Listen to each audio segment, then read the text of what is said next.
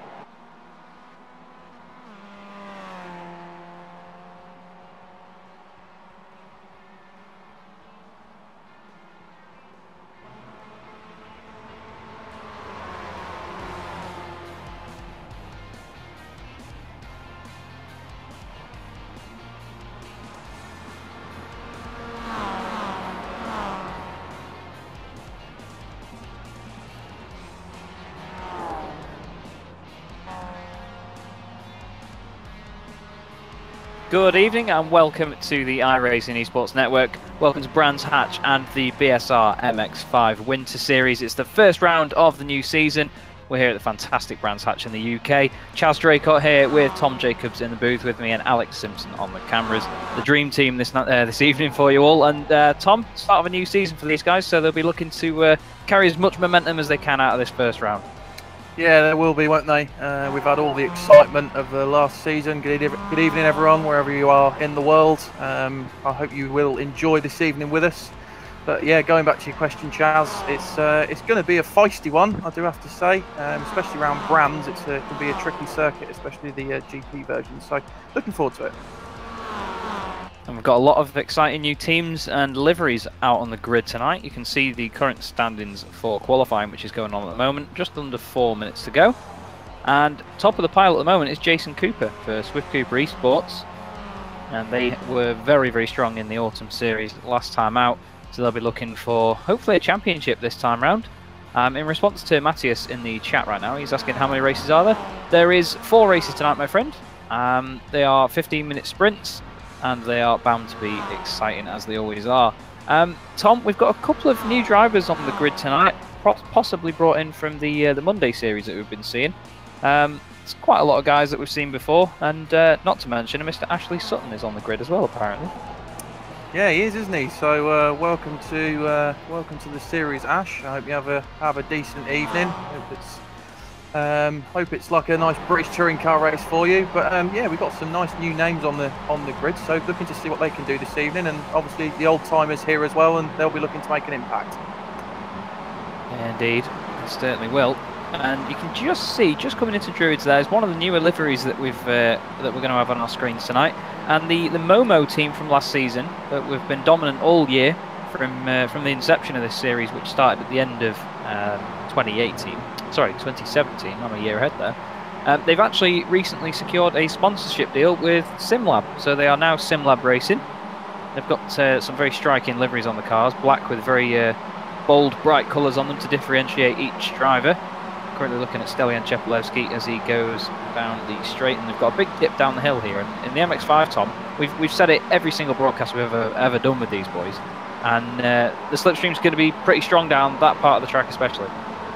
Yeah, it will be, but I think for the rest of the circuit, apart from the start-finish straight, it won't come into play as much as other circuits we've seen. When we saw the AM guys go to Monza and Daytona for the final round of last season, it was really strong, but coming to here, I think it's going to be more about what you can do in the corners rather than what you can do on the straights. So the guys are really going to have the wits about them, because they're not going to have that advantage as much in this round here at Brands Hatch.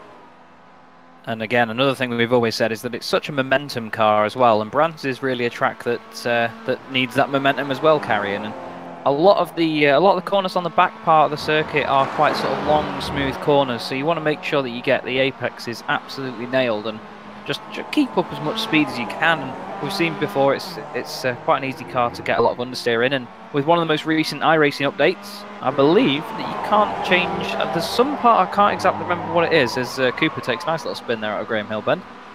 It's something to do with the anti-roll bars, and you can't change them as much as you used to. So you can't set up the front end to be really soft, as a lot of drivers used to, and they used to run quite a lot of toe out on the rear to get the car turned in. But yeah, these guys are dealing with quite a lot of understeer at the moment, as we've seen on the Facebook discussions, Tom. So it may level the playing field as some people struggle to get used to it.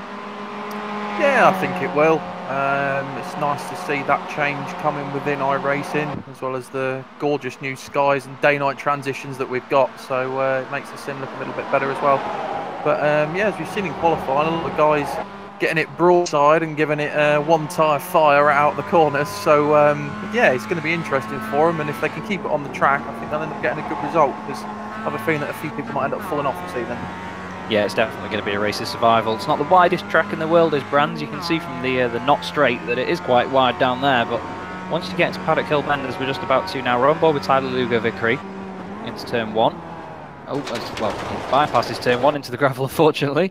He obviously not happy with the previous lap he's done. We look at some of the SimLab boys. Just in front of them there is Dries Nice, who is joining the series tonight, and I believe for the whole season. And he's joined Excite Energy Esports, which used to be Youth Energy.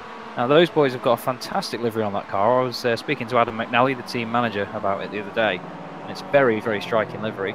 Dries Nice has been in the MX5 scene for a while and is a very, very quick driver. I've actually managed to share a few official races with him on iRacing, and like I say, that boy doesn't hang about. So he'll be hoping to get some good results for the team. But as it stands at the moment, as I was just about to say, Jason Cooper still on pole, but Ash Sutton has just at the end of the session gone and taken that with a 1:36.7. And that gives him 4 tenths over the rest of the field. He puts it on pole for CQR.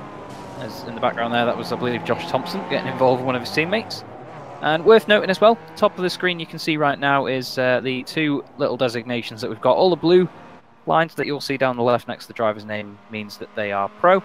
And all the green ones mean that they are AM drivers. They both compete for their own championships. There is obviously an overall championship, but as we all know, that tends to be won by the pro drivers, with the AM drivers just keeping it nice and competitive for themselves. It gives them something to fight for at the end of the day, Tom, and that's what championships like this are all about. Yeah, it does. So it keeps the racing close as well.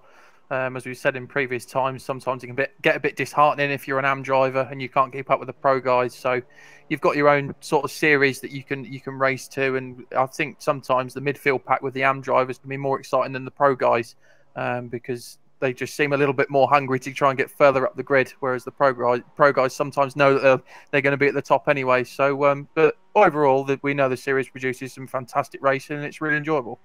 It's worth me butting in just a second as well, just to point out there's a few drivers that are unallocated as well today. Of course, this is round number 1 of the Winter Series, so if you wanted to join in, now's a good time to do it. Yeah, you'll get yourself classified as a pro or an AM by the admins, and yeah, get yourself onto the grid for week number 2. I believe it's a 20% entry fee to get into the series. So 12 weeks was the full season, so it'd be 11. Not 100% sure, Chaz. Maybe one of the guys that are teammates that have got racing, maybe they confirm if there are any drop rounds or whatever, because I would think you could still join at this point and still have a run at the championship as well. I believe so. I believe they do have drop rounds included. I know that they have done for the whole season when they do it over the course of a year, but we'll have to get that confirmed. And Tom, if you'd like to do the honours, mate, we've got the grid on screen. Yeah, so Ashley Sutton takes pole there in the number 29 car, followed by Jason Cooper for Swift Cooper Esports. Those guys looking strong again. Jack McIntyre in P3, and then Josh Thompson in P4. Pete Newman, P5, and Stelian Chepelevsky in rounds out your row 3. Alex Cherney in 7th, with Steve Hefford in 8th. Anwar Beryl-Smith in 9th. Ryan Walker in 10th. Jamie Ayres 11th. 12th is Jack Ashton. 13th, Luke Cooper.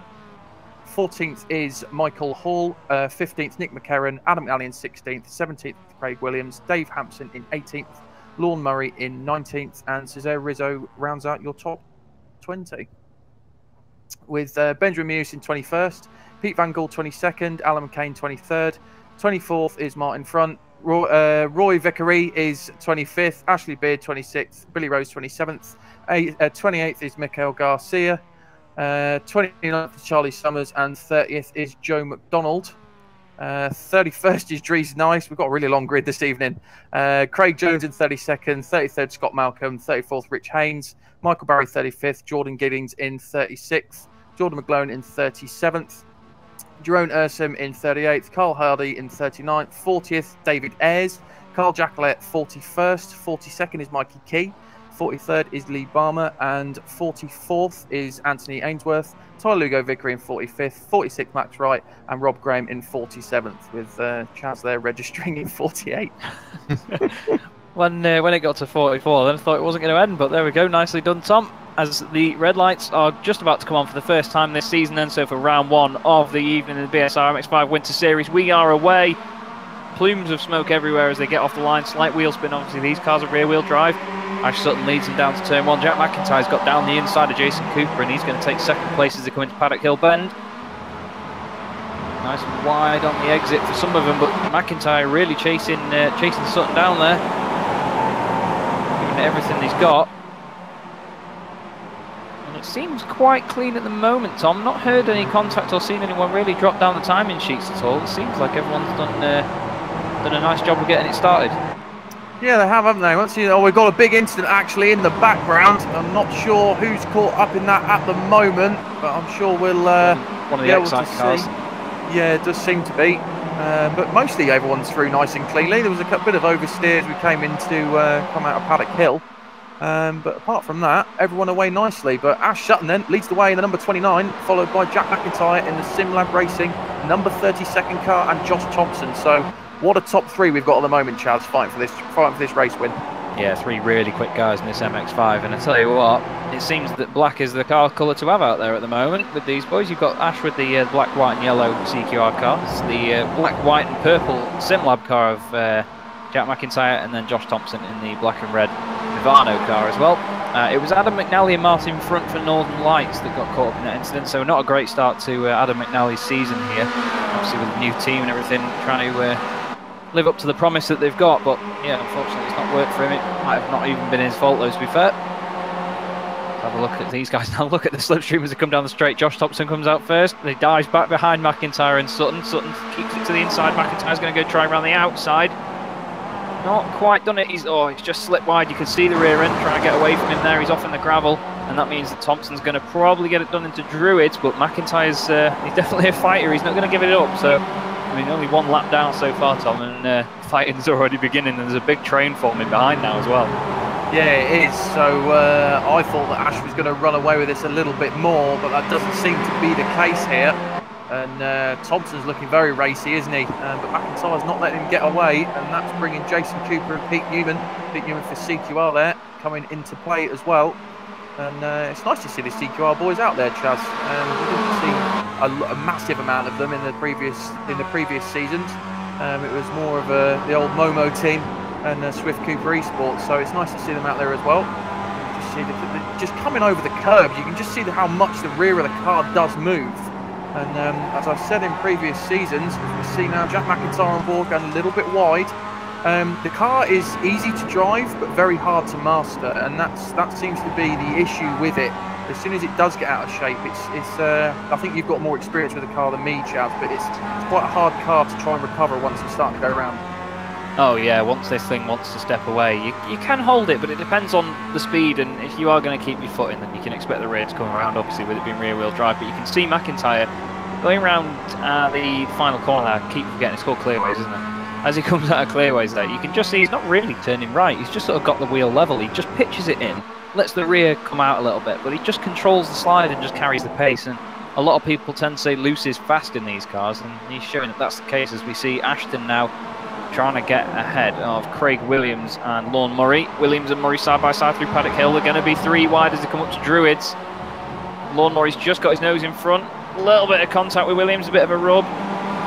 Ashton's on the curb on the inside. They did really well not to pitch each other around there. Pete Van Gul's involved in that as well. And the number 39 SimLab machine. Oh, Lorne Murray into the back of Williams a little bit, I think. They all run wide, and then there's one of the Auto Metnock Hill cars getting involved as well. That's Benjamin Mears. He's your highest placed AM driver at the moment. And he's got the always fast Michael Hall in there as well. So really good scraps up and down the field, Tom. And it's good to see Bennett as well. He won the overall AM championship, I believe, for last season. So it's good to see him putting in the work already to try and defend it.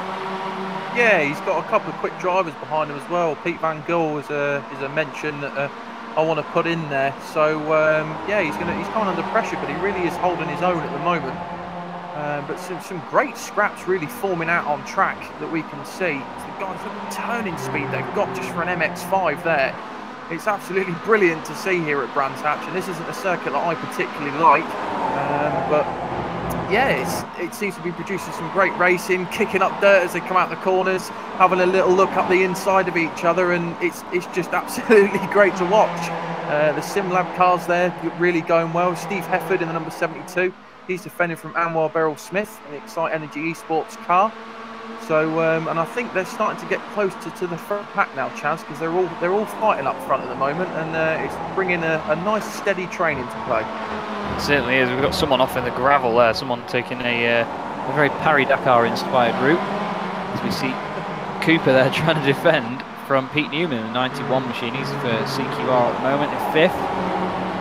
But Ash is just trying to get a little bit of a gap on McIntyre and Thompson. They just need to work together, I think, to try and chase him down. But as you said, he thought he was going to run away with it, and I think he might have his break now. So these guys need to work together.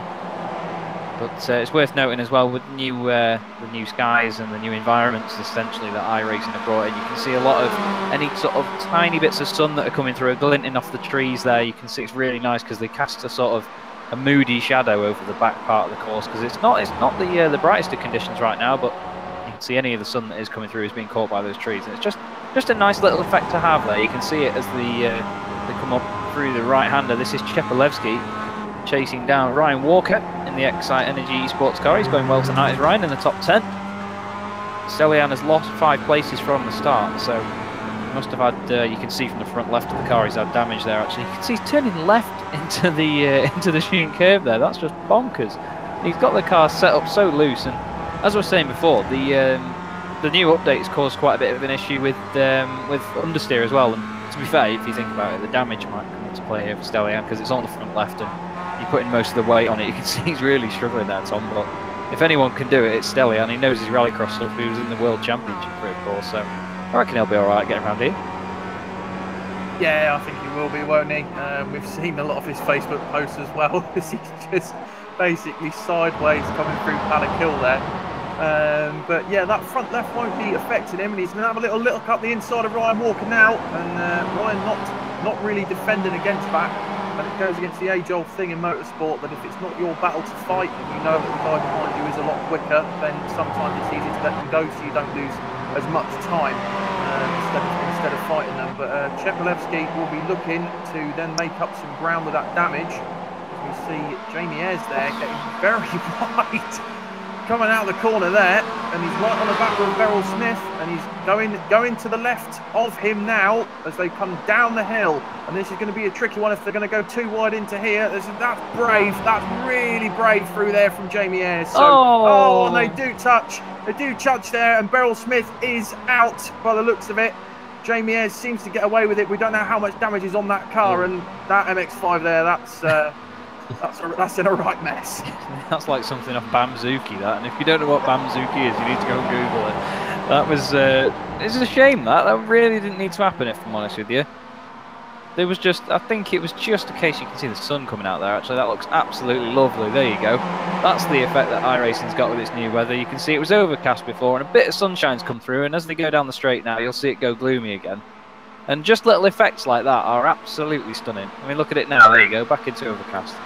And that's just the little hints of realism that we get out of it now as McIntyre down the inside of Thompson with great battle second place. But with that incident, I was just about to say, I think Anwar just washed a little bit wide there. I don't necessarily think that Jamie didn't give him much room to come out, but it was a shame, and it does often happen there. I think that wall's seen quite a lot of big hits before, but real shame for Anwar. He'll be hoping to get the car fixed up for race 2 and challenge for a win, because he's been quick all along, and he said he might not have been doing this series, Tom, but it's good to see him out there and at least fighting amongst the big boys.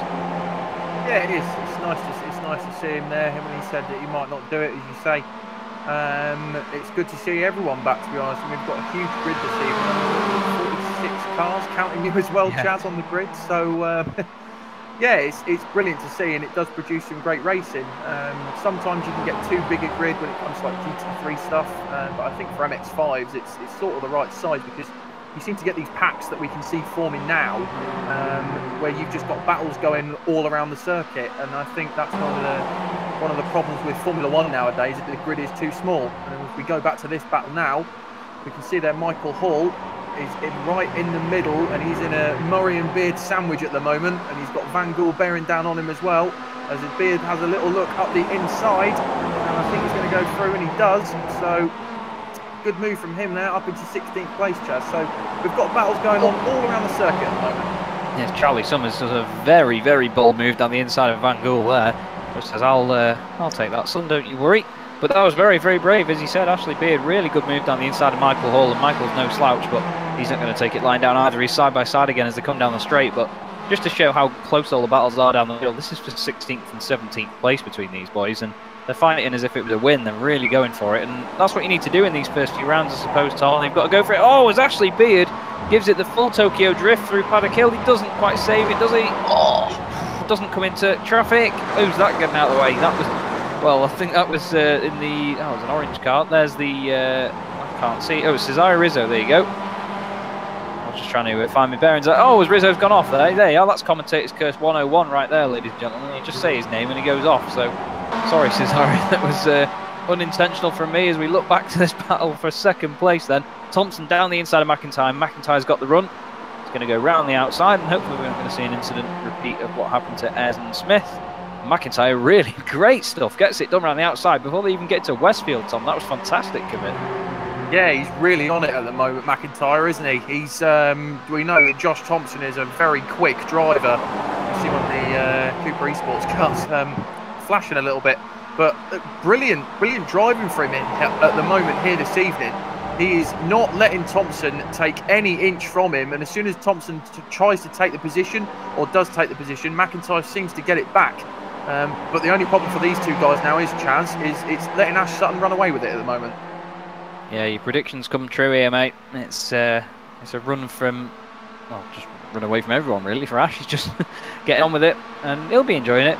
He likes his rear-wheel drive stuff, hence he was driving the Lavore in the British Touring Car Championship. And these guys, though, providing a great scrap for second place. It's good to see it hasn't dulled it down. It's just behind these guys. We've got Cherney and Newman, both making use of every single bit of ground that Brands Hatch has to offer, although it sounded like a bit of contact between them as well.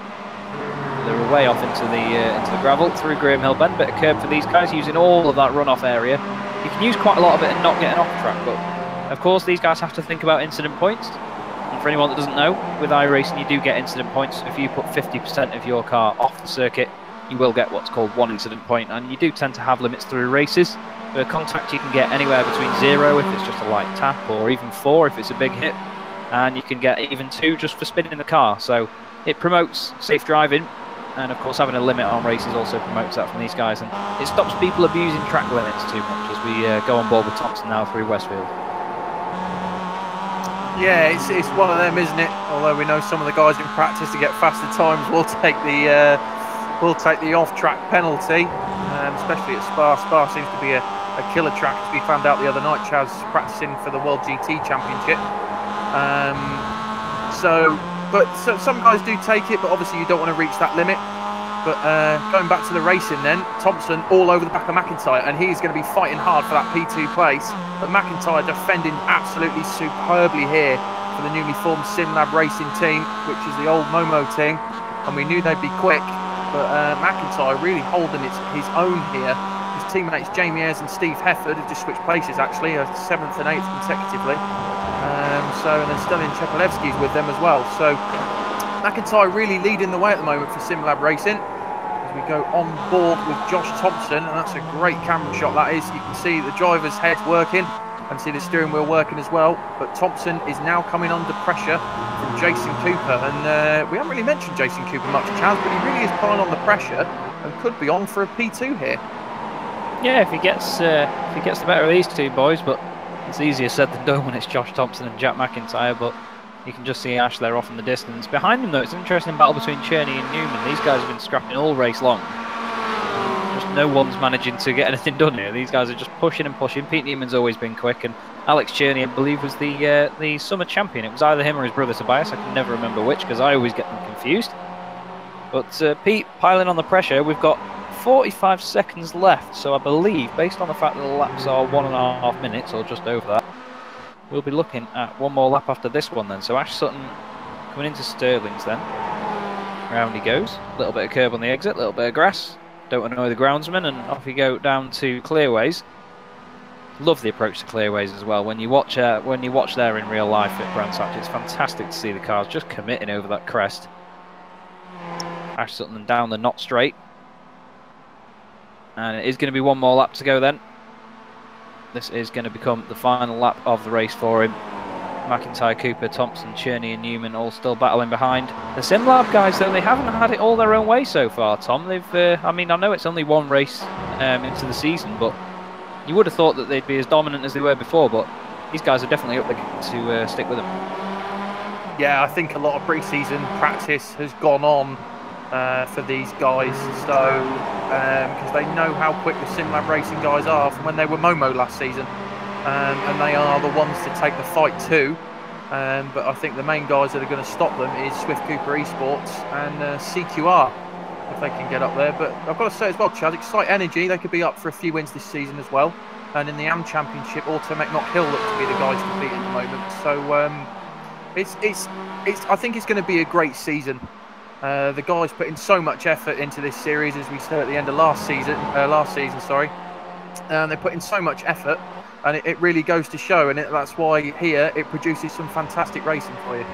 It is very close. One thing to note though is Josh Thompson has chopped off the back of these boys. Actually, he was in the middle of it before. Not quite sure what happened to Josh, but unfortunately he's way out of the battle now. So that's going to give Cooper, I'd say, a podium, but he's got 2 corners yet to ruin that. Someone who's only got 1 corner to ruin it is Ash Sutton. You can see just going under the bridge in the distance into Clearways for the final time.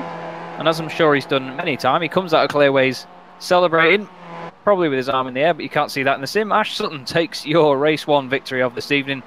Very commanding drive, just as you said, Tom. Drove away from it. McIntyre's going to take 2nd. Jason Cooper, brilliant 3rd place. He'll be happy with that in his 1st round of the season. Josh Thompson ends up 4th. Alex Cherney does beat Pete Newman to the line. Then we've got this great battle here. We've got Hefford, Ayres, Chepelewski, Williams, Walker, Ashton is just about to come over the line as well. And it's going to be a fight to the line here. Who's that? That's Pete Van Gool in the SimLab car, and he's got Ben Mears with him. He just gets there before him. But Ben Mears is your highest placed AM driver. His teammate Roy Ververke is going to be 2nd, and Jordan Giddings for Beast Racing gains 17 places in that one. Fantastic stuff from Jordan. 19th overall.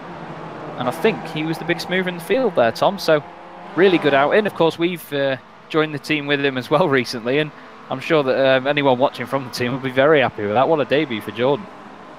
Yeah, I'm quite happy with that. Nice time out for us there. So 3rd in the AM Championship, in the AM race, which puts him 3rd in the AM Championship because it's only obviously race 1. So nice race there from Jordan. Also Benjamin Mews, congratulations on his AM win as well. But we saw some great racing there, Chaz, and I think you'll be looking forward to race 2 if that's anything to go by. Oh, definitely. Yeah, these series always provides great racing up and down the field. It's never just at the front, but as Alex and, well, as all 3 of us know so far, the battles at the front that you get in this, you wouldn't think they were battling for a lead with how hard they go for it. They just you think they would just sort of battle nice and coolly, just keep it nice and calm, but everyone in this series just goes for it, and that's what we love about it. The MX5, as we've said before, isn't the fastest car on the service. It's not the most exciting if you're hot lapping on your own, but when you're in a pack like this with so many drivers, it can be a right barrel of laughs, and that first race really showed it. So hopefully, yeah, more of the same as we go on to race 2. Yeah, definitely. I'm really looking forward to this season. It's I think it's going to produce some great racing. Looking at the track lineup as well, we've got some brilliant tracks coming up. So yeah, if you want to get involved, then speak to British Sim Racers, and you could be on the grid with these guys. So Ashley Sutton takes your win there, well-deserved winner, commanding drive, as Chaz said, and Jack McIntyre and Jason Cooper round out your podium. Josh Thompson drops off a little bit at the end. He finishes P4 with Alex Cherney behind him in 5th. Pete Newman finished 6th. Steve Heffern in 7th with Jamie Ayres in 8th and Stelin Chepelewski in 9th. So the SimLab Racing guys doing quite well there, but they'll be looking to get a little bit further up as we go on. Craig Williams in 10th, Ryan Walker in 11th, Jack Ashton in 12th, Nick McCarron 13th with Charlie Summers in 14th. Behind him, Lorne Murray in 15th and Pete Van Gogh for the other Simlab Racing car in 16th. Benjamin Meus was your AM Series race winner with Roy Ververecki behind him. Jordan Giddings in 19th, a good drive from him, come through the field with Michael Hall in 20th.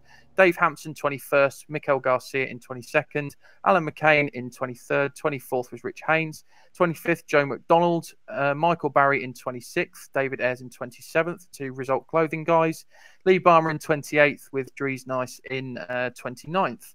Ashley Beard rounds out your top 30, and behind him was Cesare Rizzo, Max Wright in 32nd with Jeroen Ursum in 33rd. Luke Cooper in 34th with Tyler Lugo Vickery 35th. Scott Malcolm in 36th. I'm sure he'll be looking to make his way up there, Chaz, at the end. Carl Jacquelet 37th. Mikey Key in 38th. Rob Graham 39th with Adam McNally behind him in 40th. Billy Rose finished 41st with Anthony Ainsworth behind him in 42nd.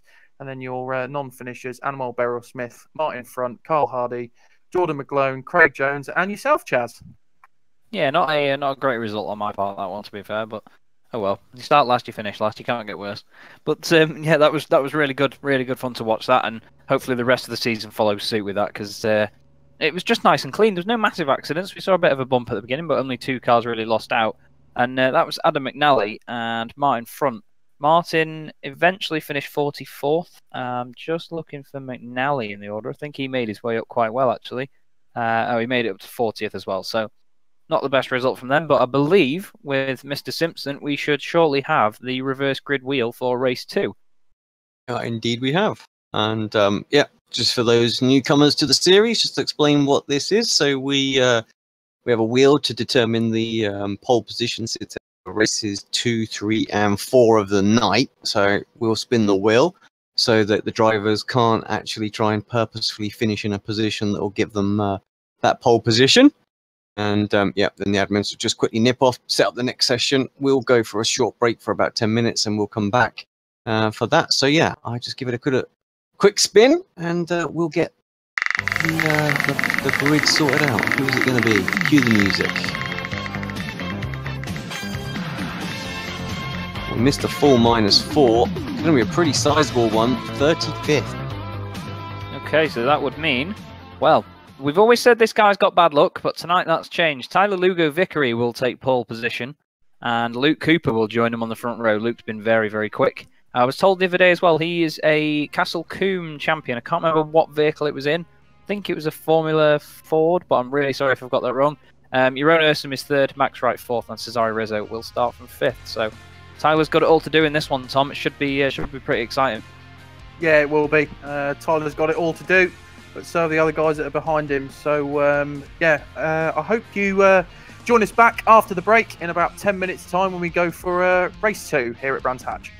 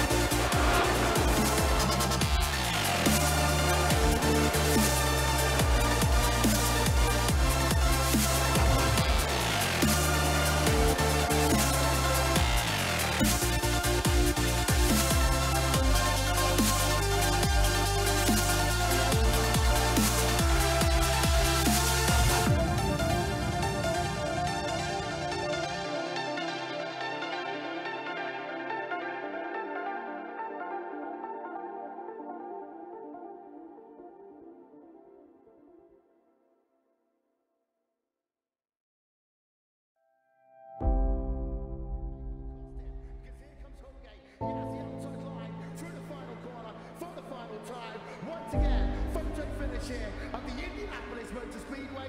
Will it be Tim Hogan? It's going to be Christopher DeMary at the line.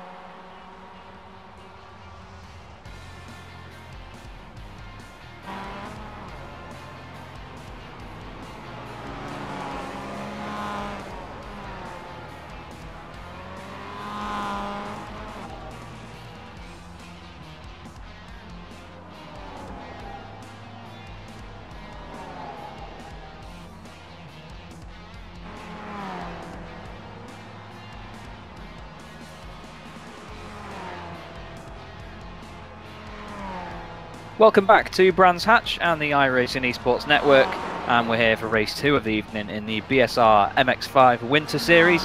My name is Chaz Draycott, alongside Tom Jacobs in the booth tonight with Alex Simpson on the cameras.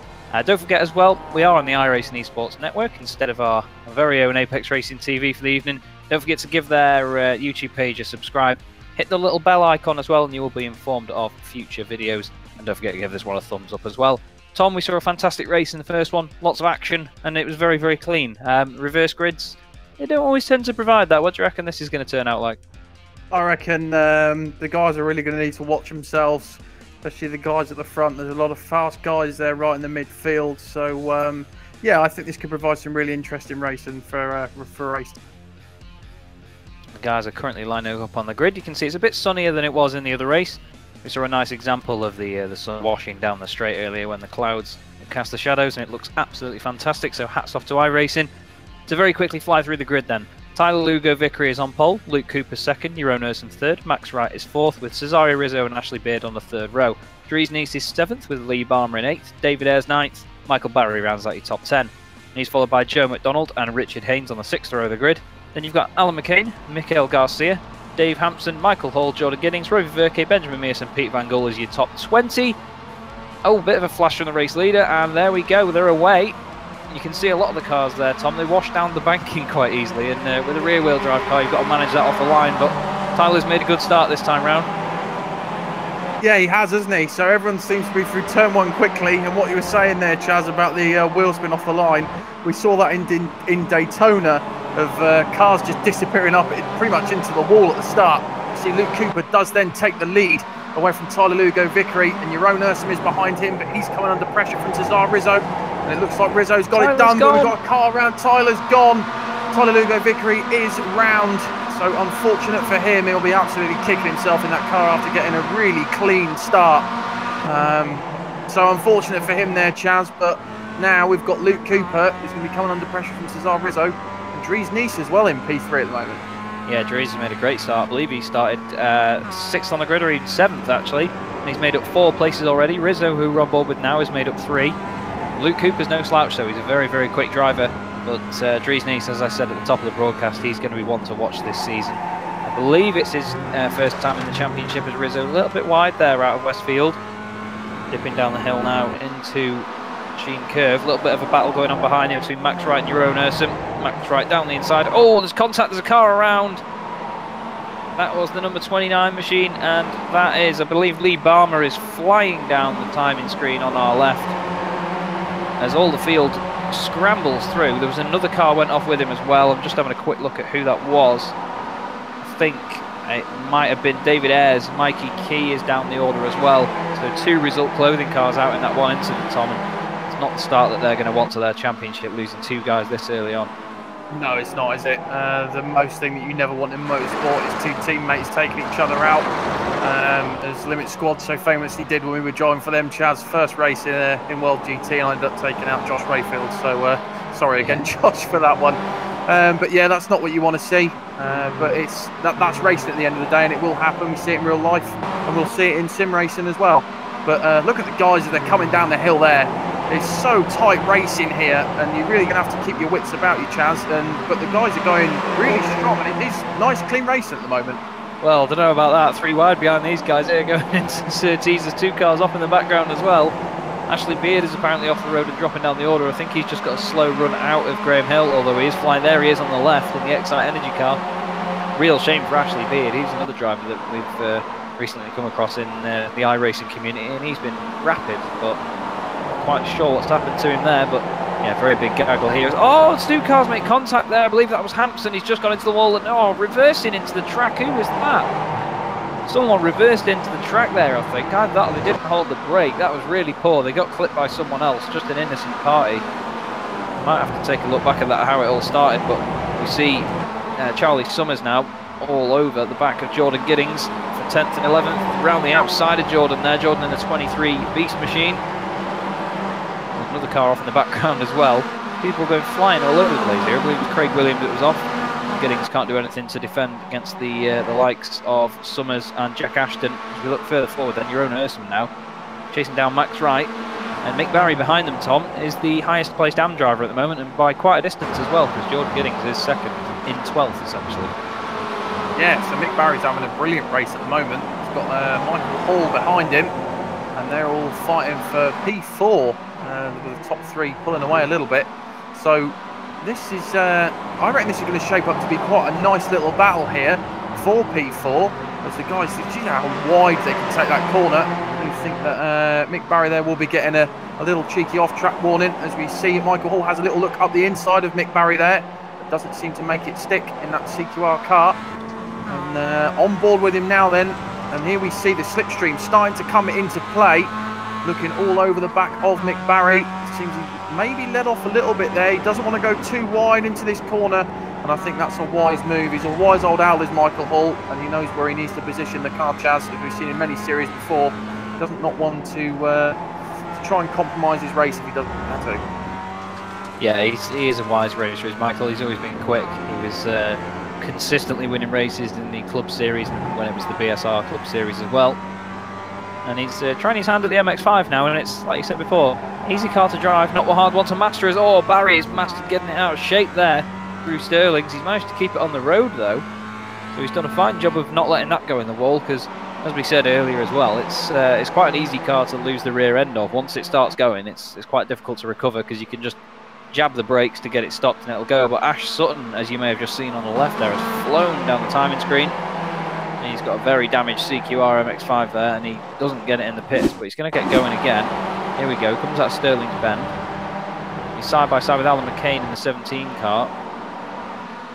And oh, there's a car off the track on the outside. Oh, Alan just drives into the rear corner of him there, I think. Into the wall. Gets it going again though. No hesitation from Ash to get the car back on track. As we see Rizzo now battling for the lead. He's got Dries Nice behind him as well, and Luke Cooper still leading the way, but he's not going to have it easy with these guys fighting with him, is he? No, he's not.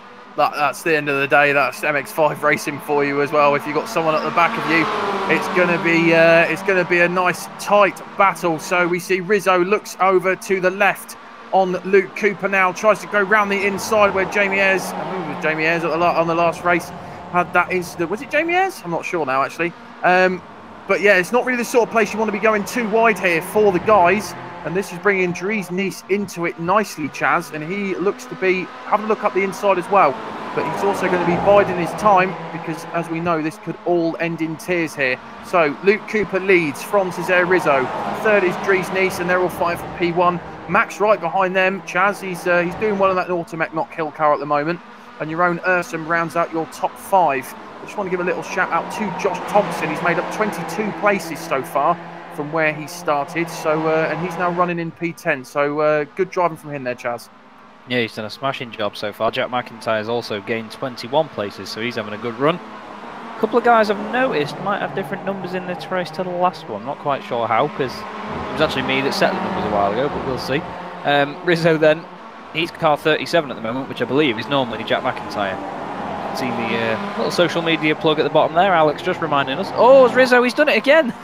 2 races in a row. I've said his name, and he's gone off after Druids, Tom. I think I should probably, if I just see him coming, I should just leave it. He's just bad luck for him, it seems. Oh, that's Williams. That can only be Craig Williams in that livery. He's involved in a little knock with, I believe it was Ash Sutton or one of the CQR boys. I think it might.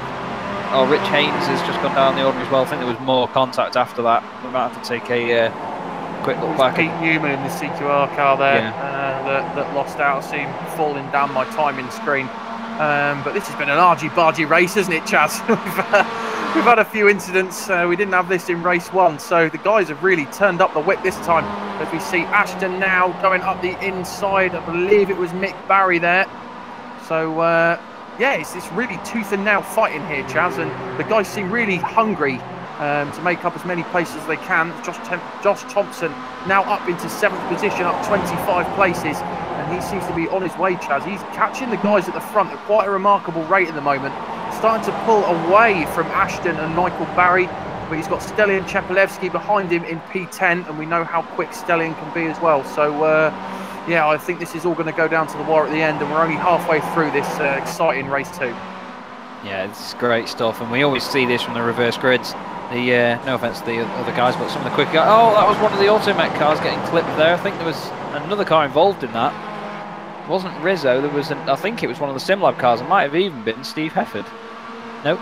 Is it? No, that's Pete Newman. I apologise. They both got yellow wheels, so I can probably be forgiven for that. But Pete Newman, 20th at the moment, and you'd expect Pete to be gaining a couple more places before the end of this one. But you can see now then, Luke Cooper has been left with Dries Nice to deal with. Lap 6 out of 10, so just over halfway. But as I was saying at the top of the broadcast, Dries is a really quick driver, and Luke Cooper's going to know that. But Luke Cooper, a very successful driver in real life as well, so probably not phased by it, but we'll have to see, because now it's two of the very strong rising teams from last season. Obviously the Excite Energy Esports car was a Youth Energy car previously, and Swift Cooper Esports really made their mark on the championship last season round, so it's going to be good out to see how these boys progress over the course of the championship time. Let's see these guys fight as sort of flagship drivers, as you could say, as they go into these last few laps. Yeah, I hope we get this. I hope we get this all season, and I think we will. We know how quick these two teams are. We also know how quick the SimLab Racing can be. But they're not as high up as the grid as they wanted to be, but that might be a result of the reverse grid. Jack McIntyre is their highest placed driver at the moment. He's down in P9. He has made up 25 places in this race at the moment. So that's going to be heating up down there. They're going to be chasing down, I think, if they get into the top 5, that'll be a good result for them. But at the moment, Luke Cooper defending well from Dries Nice. They've pulled out a considerable gap over Max Wright in the Automech Knock Hill car. As we just see, we've got a car off to the right there. Not sure who that is.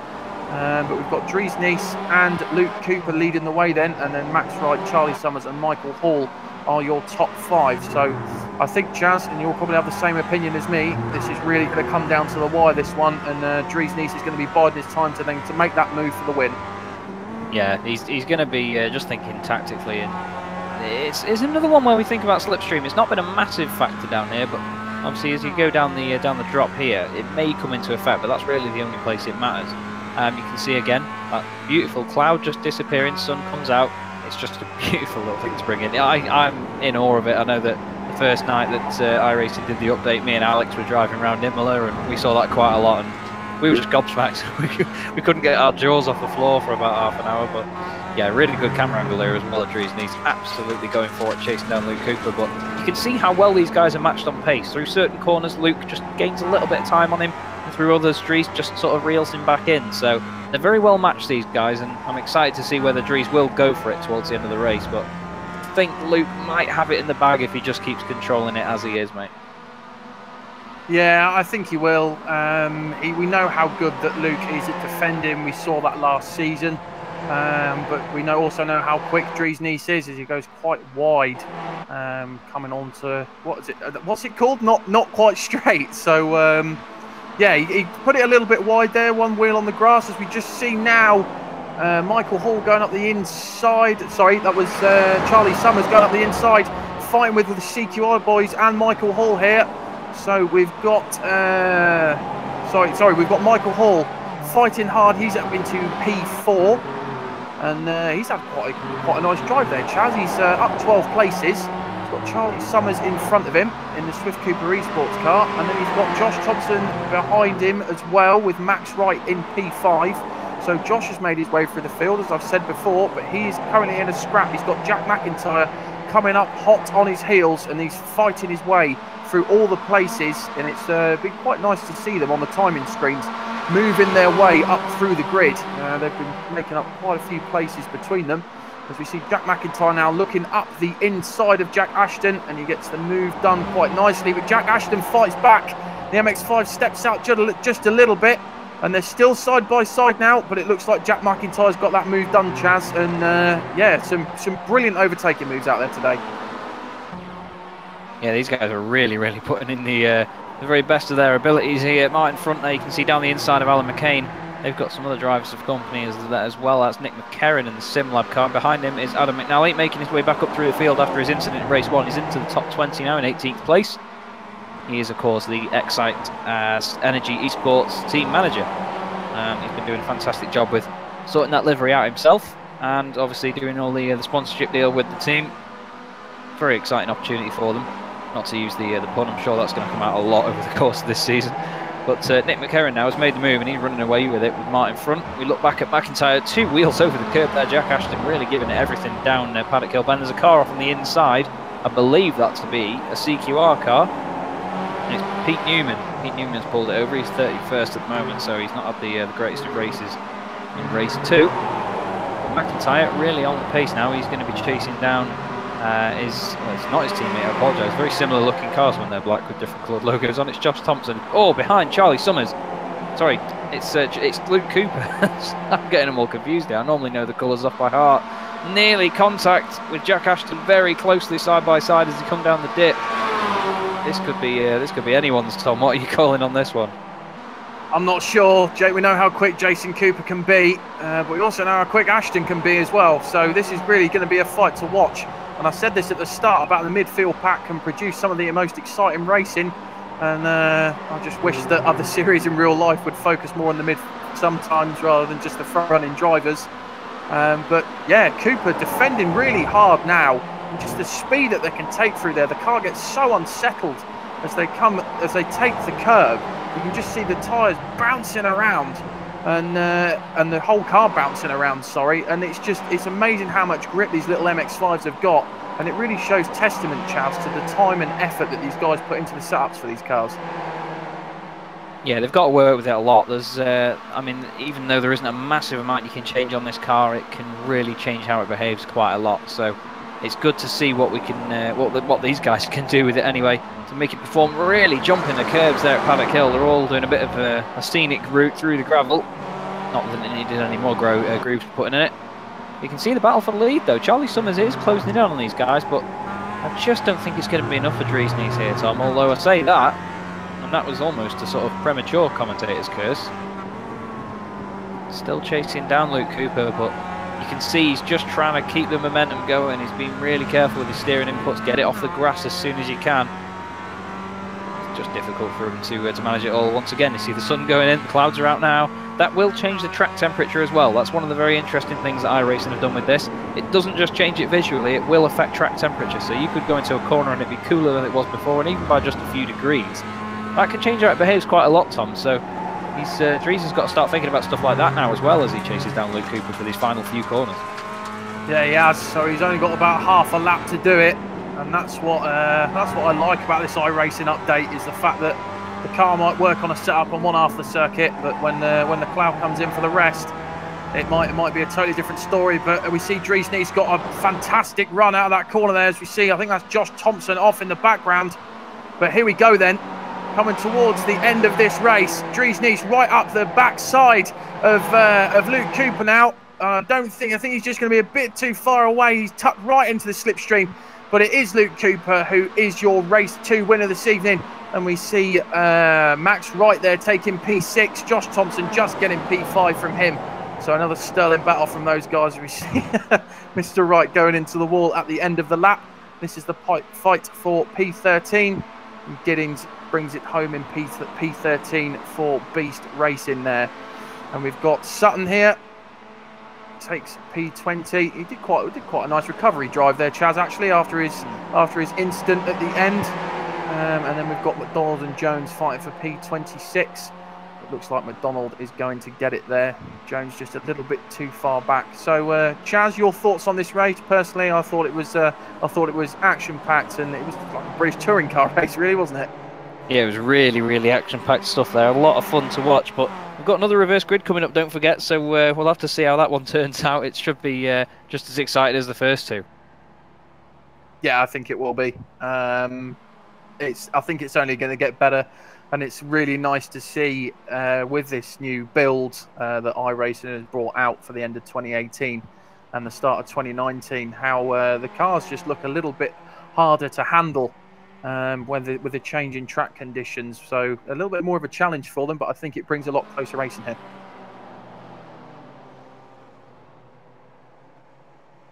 Luke Cooper then, your race winner with Dries Nys in P2. Charlie Summers takes in P3. A lovely battle between those three for those podium places. Michael Hall finishes in P4 with Josh Thompson in P5. Max Wright finishes P6 for Auto Knock Hill, and Jack McIntyre in P7 with Jason Cooper in P8. Jack Ashton in P9, and then Selen Chepelevsky, a nice drive from him, finishes P10. Your own Ursim in P11, and Michael Barry is your AM driver winner. Where behind him was Jordan Giddings, and not a lot in it between those guys, about a tenth of a second. So nice driving from those.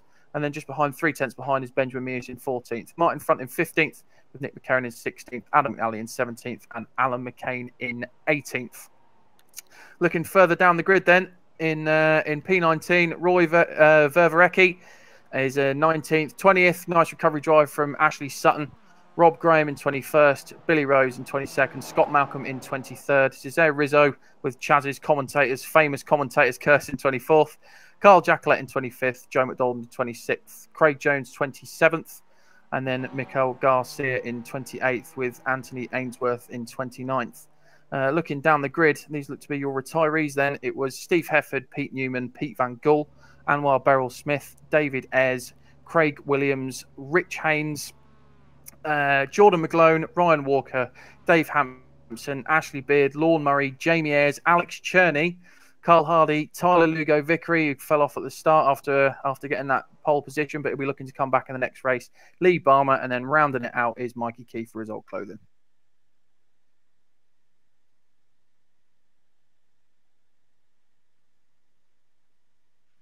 I believe we might have lost Chaz there. Yeah, it does sound like he's disappeared, or he's frantically talking, but nobody's there. No one's listening to him. We haven't muted him, I promise. So, but anyway, I'll jump in right now because it's time for the reverse grid wheel. We'll see who's going to get pole position for race number 3 of the night. So don't run off anywhere. We've got 2 more races tonight, about 10-minute break in between them. And yeah, let me give it a spin and see who's going to be sat on the pole position.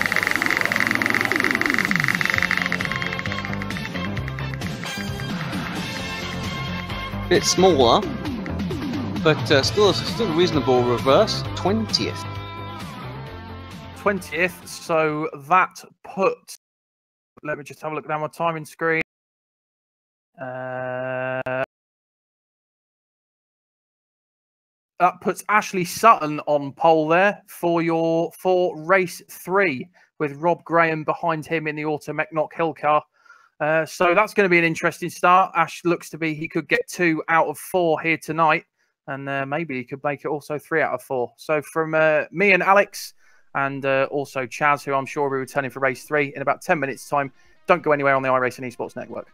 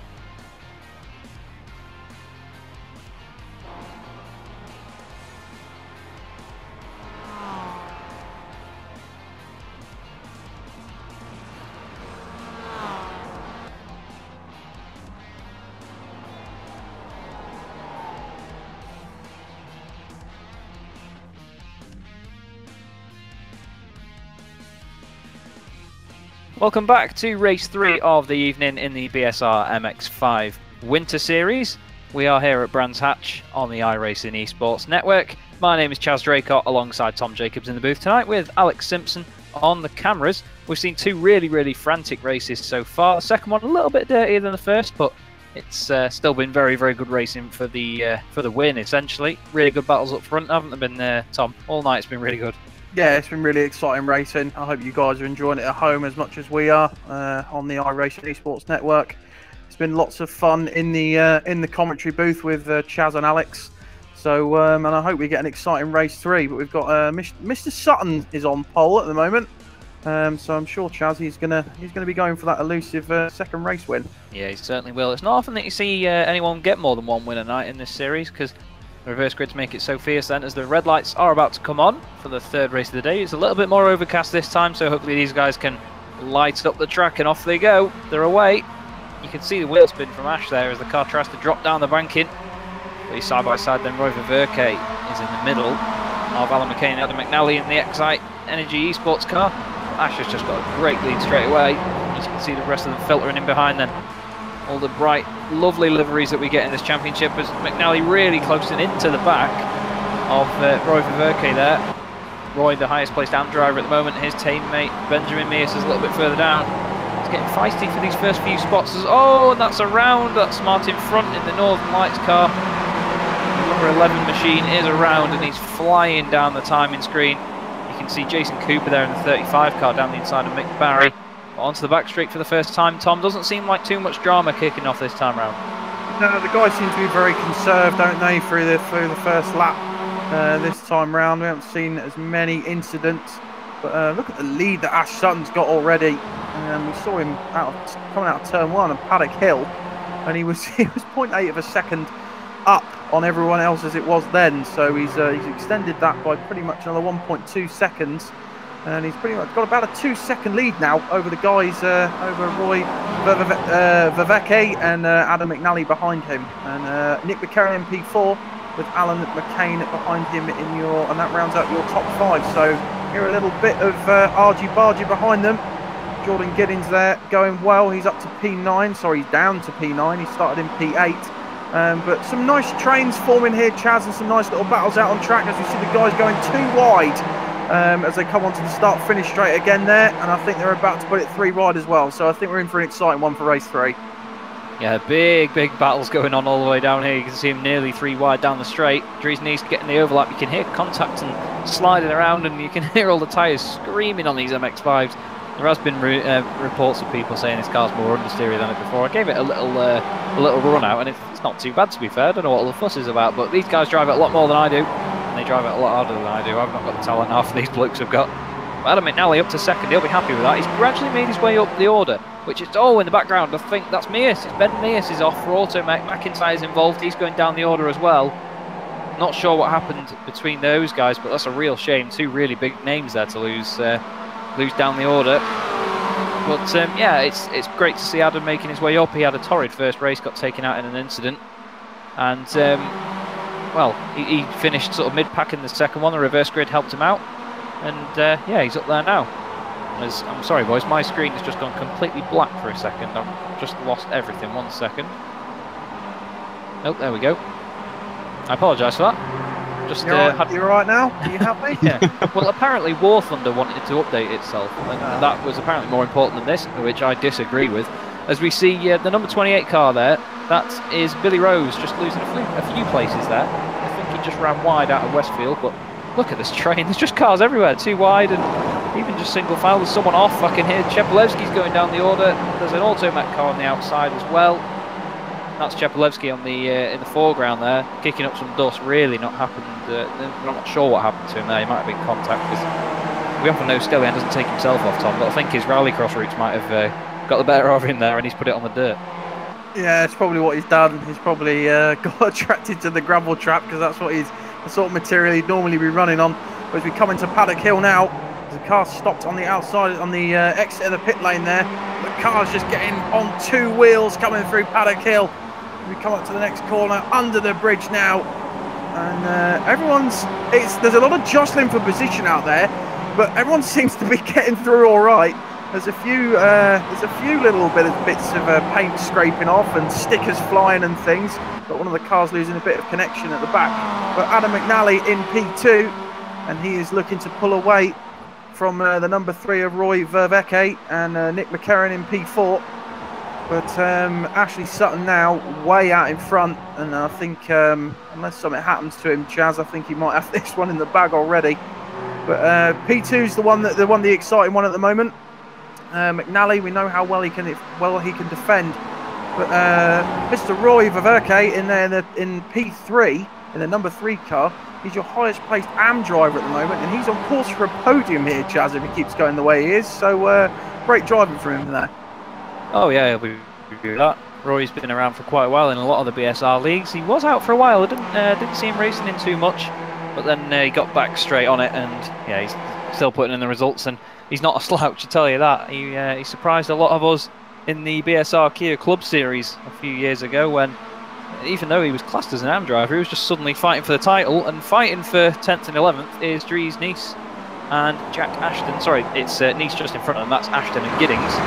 We should be able to recognise our own team delivery by now. That's really appalling. There's 3 wide into Druids. Down the inside, that's the 112 car, Michael Hall, and that is Charlie Summers. On the exit, gives him just enough room. They're still side by side as they go down to Graham Hill Bend. Summers gets it done on the brakes, but Michael Hall's going to want the undercut there. It's going to be like that very famous video of Hopkins and Tommy Hill fighting for the British Superbike Championship in 2009. And once again, if you're not seeing that, go and have a look at it. Not now though. You've got to stick with us and stick with this battle, and it's just battles raging all over the place. Tom, this is fantastic.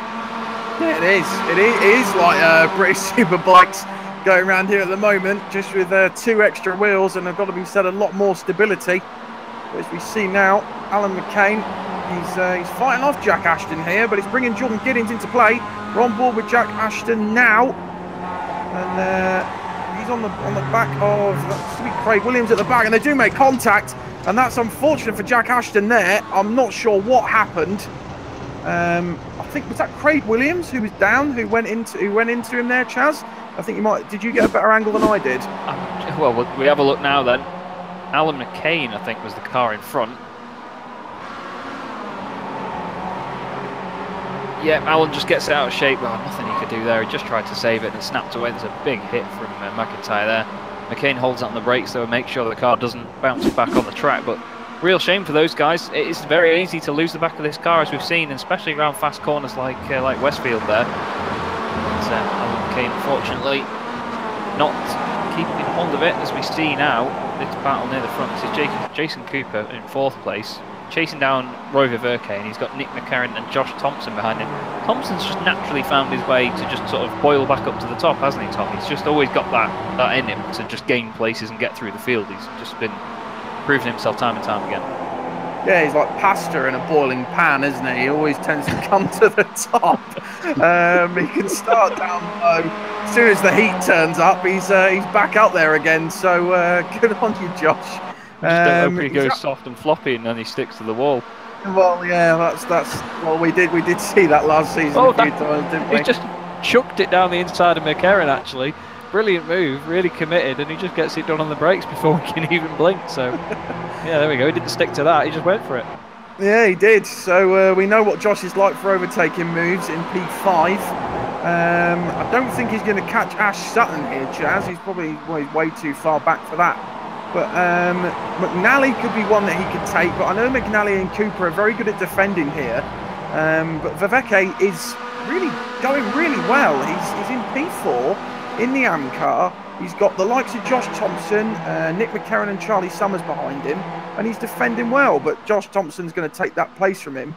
But a great drive from Roy there, and he should be really proud of himself towards the end for what he's done. He just has a little look up the outside there of Josh Thompson, but Thompson is having none of it, and he moves up into 4th place, and now he's going to be on the back of Adam McNally and Jason Cooper.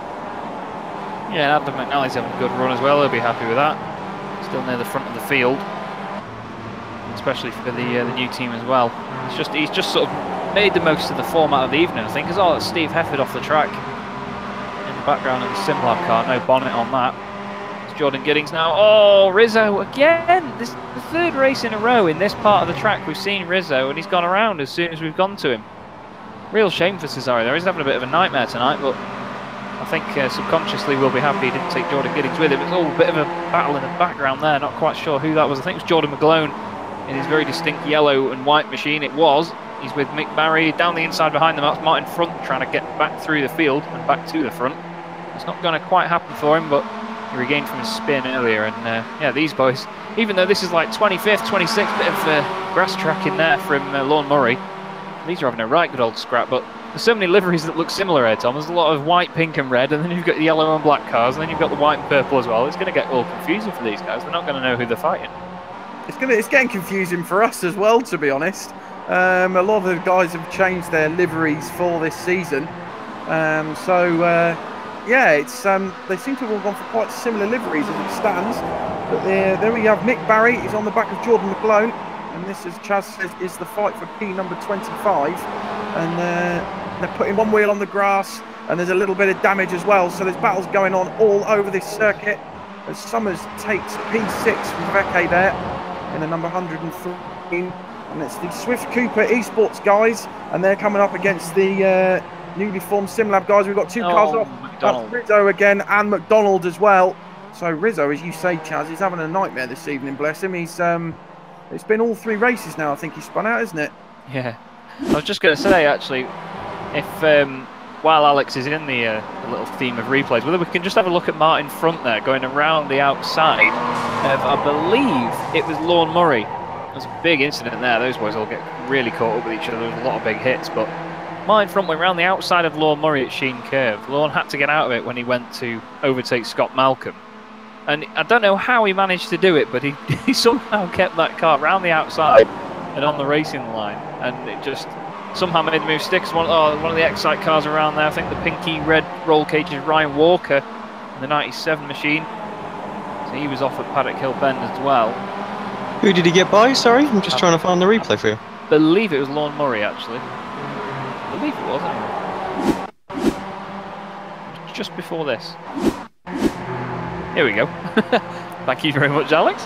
As he dips down then, you can see Lorne Murray goes down the inside of Malcolm. He gets out of it. Front just keeps it committed around the outside. And just, even though he gets wheels on the grass, he manages to control it and he gets the move done into Sterling's. It's just the commitment to get that done. And he takes his teammate with him as well, I think. But that's just really, really strong driving to just go, oh, let's just do it. Let's just go for it. You've got to try it in these races with them being sprints. And yeah, Martin Front up to 20th now as we see Luke Cooper and Max Wright side by side into Paddock Hill. Behind them is Anwar Smith and the number 3 Excite Energy Esports car. And Jordan Giddings is behind them as well. Jordan, 5 places down so far this race, but he's still 13th overall. He'll be happy with that. And he's 2nd place in AM as well. So he's having a fine, fine run tonight. But these guys battling in front of him, he's going to be hoping that they come off, Tom. He's going to want to try and get past them as soon as he can. You can see Anwar there, 22 places again. Cherney, 28. That's a fantastic drive. There's Giddings down the inside now, actually. Here we go. And he's going to get it done, Tom. Nicely played. Oh. Yeah, nice from him. The car gets a little bit out of shape, though, doesn't it? So, unfortunate for him. I think that was just a little bit too much throttle too early. But here we see then Michael Hall and Nick McCarran. They are fighting for P6. But they've got the Swift Cooper Esports guys in front of them as well. So all the time that they're fighting, they will be losing time to the guys in front. Of course, the guys in front are also fighting as well. So yeah, we've got 2 laps to go here. We're on lap 8 of 10. And I think it's still anyone's guess for the final podium positions, Chaz. Josh Thompson up 13 places. He's currently now in P3 with Jason Cooper in front of him. And he's up 11 places. So yeah, if Adam McNally and Charlie Summers can get on the back of those guys, I think it could be anyone's guess for the podium here. Yeah, it certainly can be. There's still time for it to bunch up. We've got one more lap after this one. Mr. Sutton crosses the line with a 1:37.8. And his fastest at the moment, actually 1:36.9. I don't think anyone else has broken into the 36s at all throughout the whole race. I don't think anyone... Just have a quick scan down. Only a couple of guys have done 37, so Ash is definitely providing the pace at the moment. But someone that's normally doing that is this guy, Mr. Josh Thompson, in the number 47 car. He's chasing down Jason Cooper in 2nd place at the moment. And you can tell it's Jason because he's got a very bright yellow Dayglow roll cage. I think his teammate Charlie Summers has a green one, Cherney has a black one, and Luke Cooper has a red one. Look at the run Thompson's got there, actually, Tom. He's done a fantastic job out of Graham Hill Bend, and sorry, out of Surtees. You've got to think he's going to try and get the move done here. He's got 1 lap to go, though, so you reckon you don't try it this time round and just try and get him on the last lap? Or, well, it's Josh Thompson, he's not going to give up, is he? No, and he does try it round the outside. And these two really fighting tooth and nail now. Oh, the Swift Cooper Esports car steps out just a whisker, and Josh Thompson is still going to be right all over the back of him. But now we see Mr. Adam McNally coming through as well, and he's right on the heels of Charlie Summers. So this is a really fierce battle here, Chaz. Josh Thompson caught up in the middle of it. He's currently in as Cooper Esports Sandwich, and I can think of worse places to be than that at the moment. So they come round to start their final lap then. Ash Sutton with a 1:38 dead, bit of a slower lap than he's done before, but I don't think he needs to go as fast. We've got a back marker there. Hopefully they won't get too much in the way of this battle because we want it to continue. Josh Thompson coming into Paddock Hill now. Just the car is just sideways all the time. And we know that Josh likes a loose car as a setup, but yeah, it's really loose there. We see the Cooper Esports and the Excite car having the little play behind them, but not too much in terms of changing positions at the moment, Charles. But in terms of hard driving, it's fantastic. Oh yeah, really, really good position swapping by these guys over the course of the race. But I think McNally just lost out at Westfield last time round. You could see him in the mirror of Josh Thompson as Josh was going down the inside for the movers. You can see the very stricken car of Stelian Cheplevsky there getting out of the way as they go down the straight. But McNally lost the place, I think, after he was going to try and make a move on Josh or try and get involved. And now Charlie Summers is right in this fight. They go around the long right-hander. It's such a difficult corner that, honestly, in all of sim racing, I don't think I have a corner worse than that where I can't be consistent. It's so difficult because you're going up the hill, so all the grip suddenly comes to you as you turn in, and it's like, oh, this is brilliant. And then just as it starts to level out and you go over the crest, that wall just tends to get closer. Oh no! Jason Cooper's around. Adam McNally somehow misses him. But real shame for Jason Cooper. Put it away on the last lap. And Josh Thompson's going to be able to take second here unless Charlie Summers can avenge his fallen teammate. Ash Sutton's going to go on and take the win in the background, but look at this run now that Summers has got. He's gone down the inside of Thompson. I think he gave him a bit of a bump there to get him out of the way. He's on the grass. There's contact. They're side by side. We're into the line. Who's going to get it? Josh is squeezing him down to the inside. It's going to be a dead heat. And it's Summers. Charlie Summers takes it from him. It's showing us not even 1,000th of a second on here, I think. It's not even 100th, but there's your race winner, Ash Sutton. But what a finish there from Summers. I'm not sure whether Josh will have something to say about that. I think there was a little bit of contact, but can't have been too much. Oh, Jamie Ayres there taking a bit of an unconventional approach to the straight. He must have had some help in that, and that car is not behaving itself. We've seen a couple of guys in the last few days, actually, getting turned into that wall. We saw some of the videos practicing the other night. But good for Jamie there. He's finished 18th, but not really having the evening he would have planned, Tom. He's been quick in this car since day dot, and, well, as you can visually see there, it's not going too well for him. No, and I think it might be the same as well for a couple of the other SimLab racing guys. Nick McCarron went quite well though, finished P6. It might just be in their setup. They might not have got the setup dialed in quite right, as Chaz said before. A lot of the guys have been complaining about understeer, and I think it's going to be about dialing that out. But I can confirm on my timing screen, at least, between Charlie Summers and Josh Thompson for P2, it was not even 1,000th of a second in it on my timing screen. So, yeah. What a finish to that race that was, Chaz, and I'm sure you enjoyed it as much as I did. Oh, yeah, definitely. That was fantastic to watch. Really good fun. And that battle to the end as well, really real highlight of it all. I'm going to have a quick look back myself, actually, and see whether I can get hold of a shot of just how close that was, because that was pretty hairy between them lads there as they come across the line. But it was just the natural racing we see from Josh Thompson, always close as he comes across the line. And I'm sure that he'll be happy still to get a podium, and a couple of the guys will be very chuffed with the results they've got. But if you would, Tom, the results are now on screen. Yeah, so Ashley Sutton, your well-deserved race winner for the second time this evening. A real sterling drive from him. And then Charlie Summers comes in to take P2. And the iRacing server has decided it was 2,000ths of a second between him and Josh Thompson there on that run to the line. Adam McNally, a good race from him, finished P4. Behind him, Michael Hall, who wasn't able to get McNally at the end, in P5. Nick McCarron in P6 with Dries Nice in P7. Roy Ververke in P8 with Luke Cooper in P9. Max Wright in P10. Jordan Giddins, a nice drive from him. He finished P2 behind Roy Ververke for the AM race. Jason Cooper behind him in P12. 13th, Craig Williams. Alex Cherney in P14. P15 was Anwar Smith for the Excite Energy Esports Racing Team. 16th, Martin Front. 17th was Carl Jacquelet. And 18th was Jamie Ayres. P19 was Rich Haynes. P20 was Jordan McGlone. P21 was Michael Barry for Result Clothing. Scott Malcolm in P22 with Carl Hardy behind him in P23. Pete Newman 24th. Cesare Rizzo, our unluckiest man this evening, bless him, in P25. Ryan Walker in P26 with David Ayres in P27.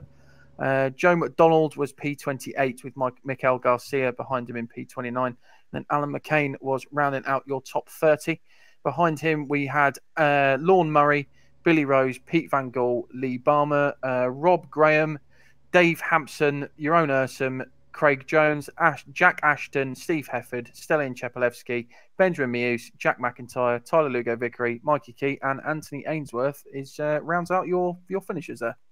Fantastic stuff. Thank you very much, Tom. And for the third time this evening, we should have a reverse grid wheel with Mr. Alex Simpson. No, indeed we do. Yeah, it's just a small one last time. What we're going to get this time around.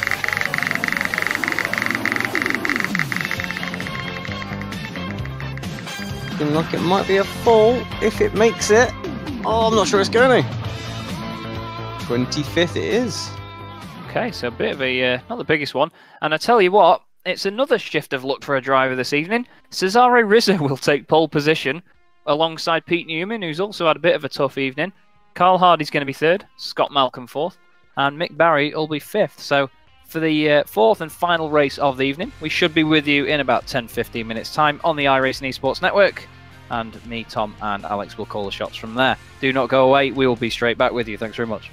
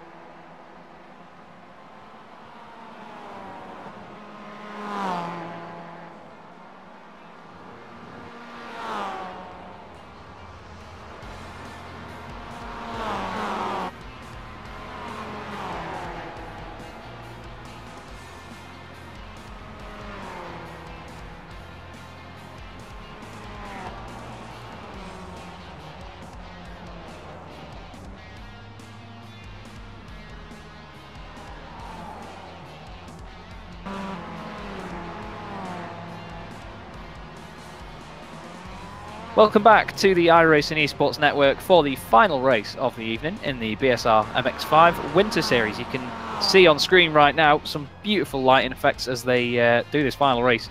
At what would be the end of the day, the headlights are ablaze.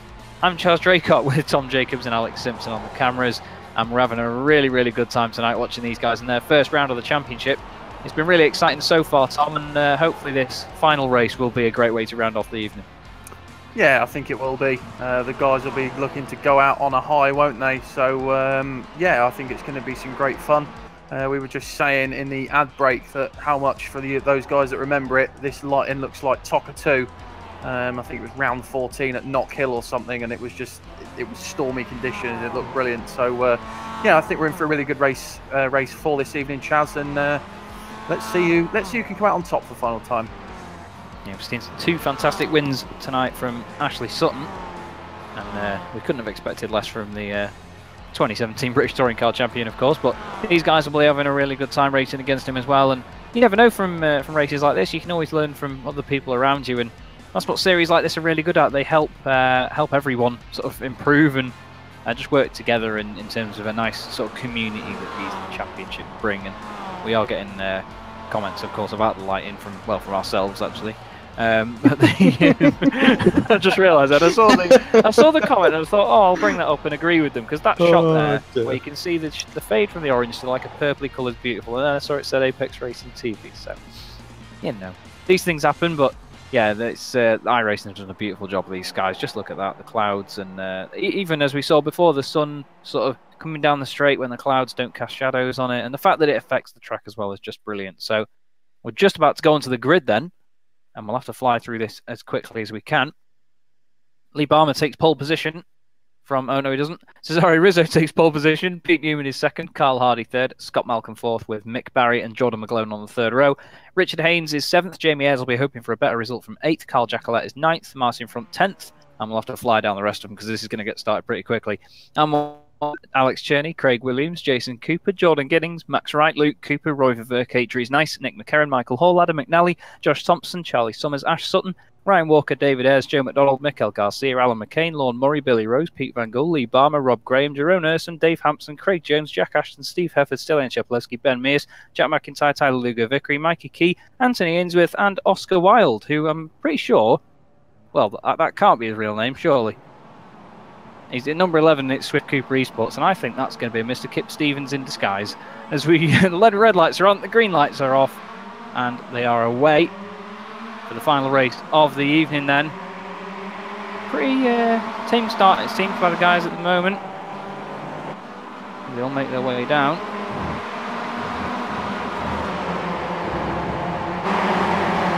A bit of an issue my end here, actually. I'm sorry, boys. Just had something cut out of me. I really apologise. I can call it.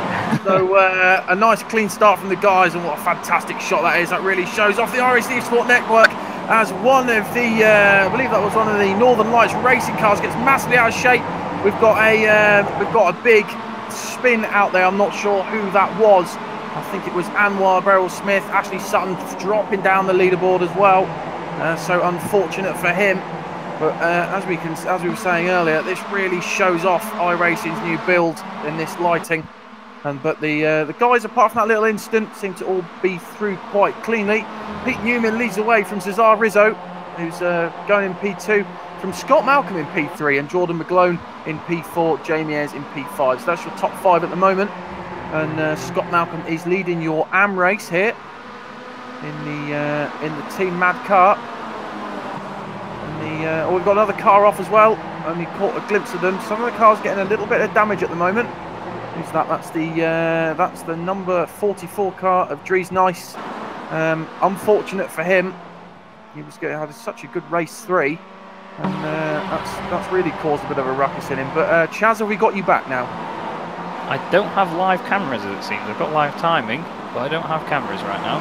Just trying to get it all sorted, so I will be there momentarily. But it's just not playing ball at the moment, unfortunately. So technical difficulties for me, but I'll be back in just a moment. I shall carry on then. So as we see here, guys fighting through, and this looks to be for P20. Quite a lot of damage on the Beast Racing car there for Jordan Giddings. So that might be affecting him a little bit. All the guys get bunched up into the hairpin as they come under the hill. A lot of 2 wide action, 3 wide action even. So number 5 car there gets massively out of shape. We've got a car around. That is the number 9 car of Max Wright. And another car going off in the background just disappeared. Took off like an F15 coming down the end of the straight there. And I have also lost live cameras as well, guys. So I'm not sure what's happened now. No, well, it's over to me then, isn't it, really? Yeah, it does be. Well, what we'll do is let me just give a quick reset. Let's see if you guys come back in. And, yeah, we'll sort this out while we're watching Front and Williams have a little battle side by side. And all of a sudden, it's the 2 NLR guys that are battling as well. All of a sudden, looking at 3 wide, doesn't happen.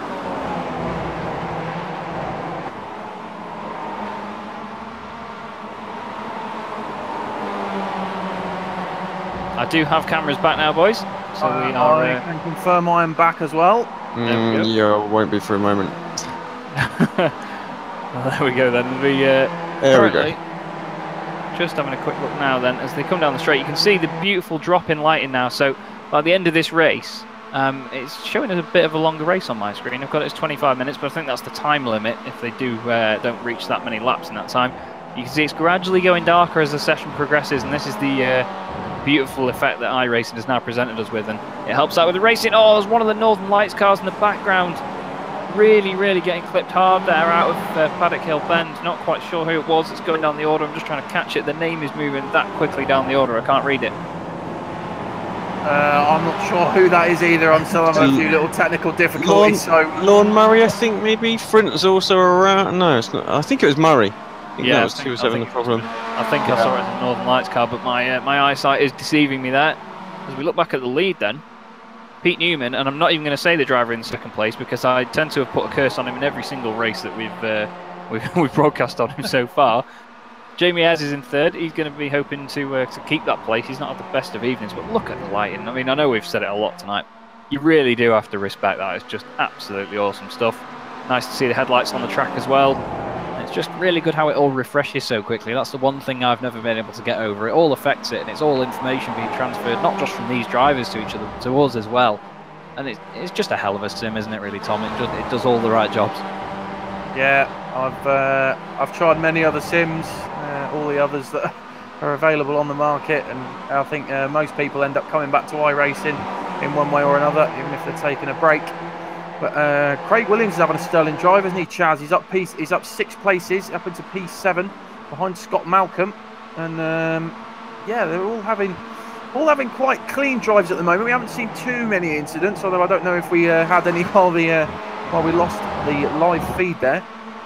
But yeah, Craig Williams up to P5 now, and he's going to be hunting down Michael Barry for the Result Clothing team. He's in P4. And then Jamie Ayres has got a bit of clear area either side of him now in P3. So I'm not going to mention who's in P2 either. That'd be a bit of a silly move. To play there. But the SimLab Racing guys are having a bit of a better race this time. They've got Jamie Ayres up into P3. And then, well, I say that, but then looking further down the grid, they're down in P19 and 20. So, yeah, I think it might all be set up for them here, Chaz, and they'll be looking at the next race to maybe come back a little bit. Yeah, hopefully so. They'll be a little bit wide there. I'm not going to say his name. I think Alex is tempting fate by going on board with him as we're going through Westfield. Going up to... I don't care. Going up to the Sheen curve now, chased down Pete Newman in that very pretty CQR car. There's no livery, no car, sorry, that livery doesn't look good on, really. We've done a smashing job with it. He's really catching, actually. Pete Newman's getting closer and closer into our sight. You can see the beautiful sunset in the background, beautiful trees of Brands Hatch. What a scenic shot that is as they go on to the final, around the final corner. You can just see even more and more these drivers are getting the car slightly out of shape, but consistently as well, Tom. They're carrying the momentum with the slides, and it's really working for them. Yeah, it is. I think that's what this car is all about, is carrying that momentum that you go into the corner. As we see Cesare Rizzo, I'm going to say his name, looks a little bit of a look up the inside of Pete Newman, and he does take the lead, but Newman's going to try and get the switch back, but Cesare Rizzo shuts the door on him in the number 47 car. And that's Cesar Rizzo up into first place now. And now Newman's got it all to do, but he's got the might of Jamie Ayres behind him. And he's going to be bearing down them as you look back now at Carl Hardy in P22. He's going up the inside of a few guys there, so a nice little battle forming between them. We've got Joe McDonald takes the position back and takes back 22nd place there. So some nice little battles forming throughout the grid, Chaz, and it's proven to provide some great racing again as the SimLab car there gets a little bit out of shape. And they're chasing down Jordan Giddings in P17, and that damage on that beast car, Chaz, doesn't seem to be affecting him too much at the moment. Yeah, he seems to be doing all right as Jordan. There's another Jordan McGlone there, and the bright yellow machine in the middle of this pack is getting lit up by Michael Hall and Adam McNally. These liveries really do, I think, to use a phrase Alex to come out with, they really pop at night. They really do shine up and look really vibrant. It's great to see that the lights have an effect on the other cars. Oh, out of shape is Michael Hall. Does he catch it? Brilliant save. Even though he only had 2 wheels on the grass there as well, which normally upsets the car a lot, he managed to keep it safe. So great driving from Mike there, but he has lost a few places, but I'm sure he'd rather do that than crash out of the race. Look at the commitment around the outside there. Rich Haynes around the outside of Cherney. He's got 2 wheels on the grass there. That's not going to help him. Cherney holding on to 8th for now anyway. But the battle for the AMs at the moment is Mick Barry and Scott Malcolm, 5th and 7th. Mick Barry just doing his fastest lap of the race. Scott Malcolm will be happy with 2nd in the AM Championship at the moment anyway. See all the different lines through Paddock Hill. Some of them deciding to get a bit of gravel on the tyres to just see whether that somehow gives them more grip, but I don't think it's quite going to work. Just back to the Pro and AM situation, you can see at the top of the screen there, blue for Pro, green for AM. That then corresponds with the little strips that you can see next to their names in the timing tower on the left.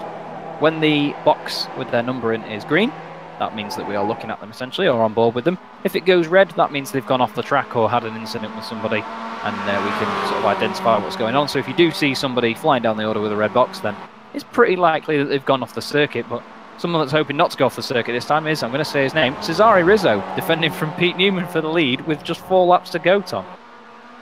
Yeah, he's got a big defence situation on his hands as Rizzo from Pete Newman. We know how quick the CQR boys can be, and Newman is no exception. And he's going to be hungry for that win, and he's not going to let Rizzo get away with it too easily. As we look down now for the fight for P10 between McNally, Summers, and McGlone. And yeah, Summers is having quite an eventful evening this evening, Chaz. He's finished P2 in race 2, I think it was. So yeah, it's all.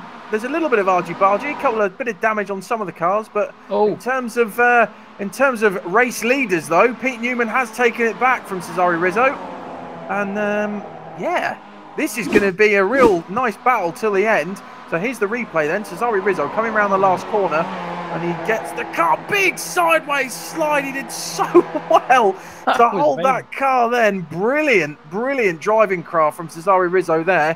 And I think he'll be happy to slot back into P2, Chance, if it means he's not in the wall there. I'll tell you what, anyone that's saying the MX5 is understeering can watch that back and tell me it again, because I will not listen to him after that. That was really out of shape, and he did a great job of holding it, especially around clearways as well. It's a corner that while you are turning, you go over a crest and then down a hill again, so the grip can come to you and then disappear straight away. It's a nightmare. As we see Michael Hall making his way back past Scott Malcolm now, he's going to try and gain those places back after his little off earlier. Headlights ablaze, though. You can naturally see now it's going darker. Headlights becoming more and more prominent as they get through the race. It's great to see these little MX5s under lights as well. It's not something you often see on the iRacing service.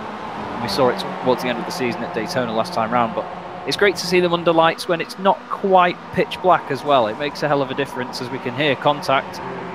Not quite sure whether it's some of these guys in front. I think Adam McNally has been involved in a bit of contact with the guys he's chasing and battling with there. That's Charlie Summers. Ryan Walker down the inside of Scott Malcolm into Sheen Curve. Really brave manoeuvre.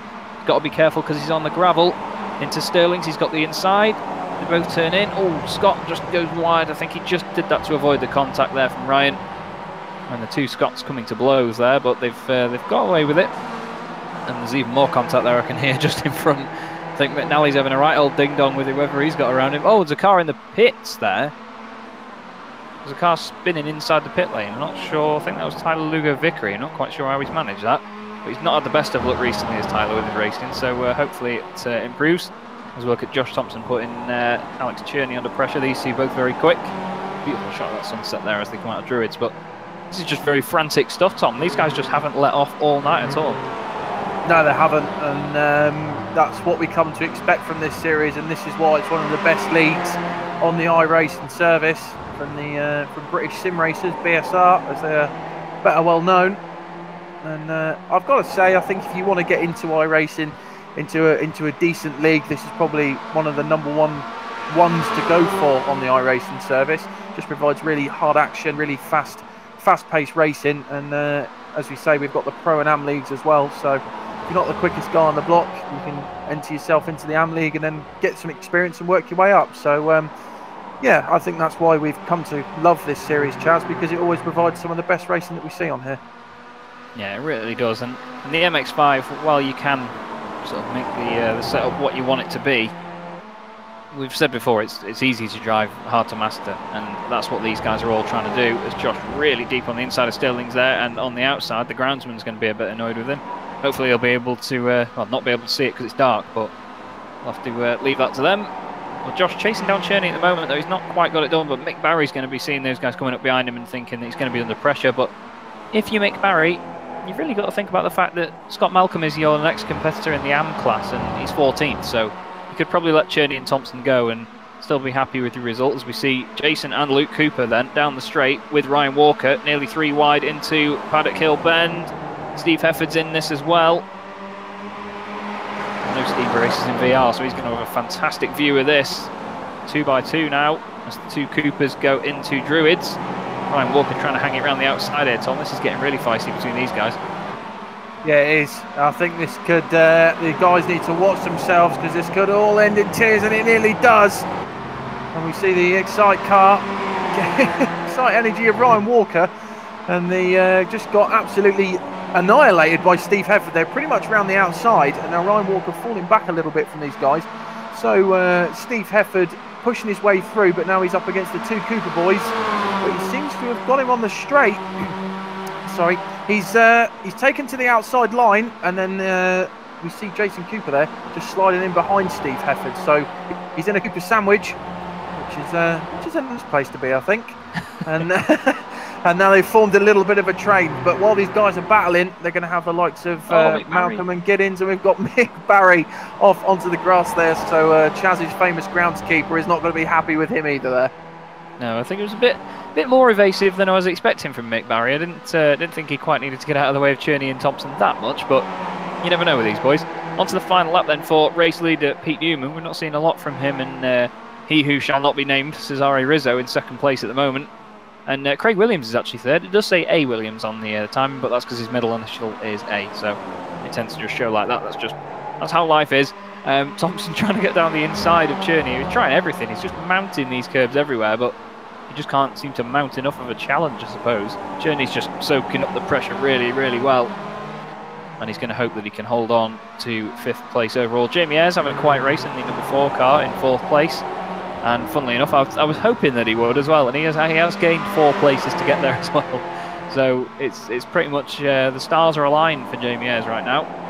Can't get much better other than a win for him in this case. As we carry on watching Josh and Alex, you can see he's just giving it everything, any Tom. He's just wants to not give up, and he's just going as hard as he can.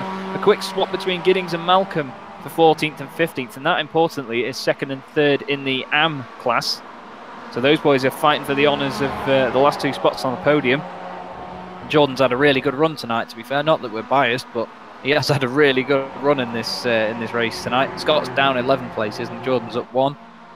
Looking at the big move is Josh Thompson, I think. Actually, Jack McIntyre, 26 places gained. Same for Oscar Wilde, in inverted commas. Obviously, Mr. Kip Stevens tonight.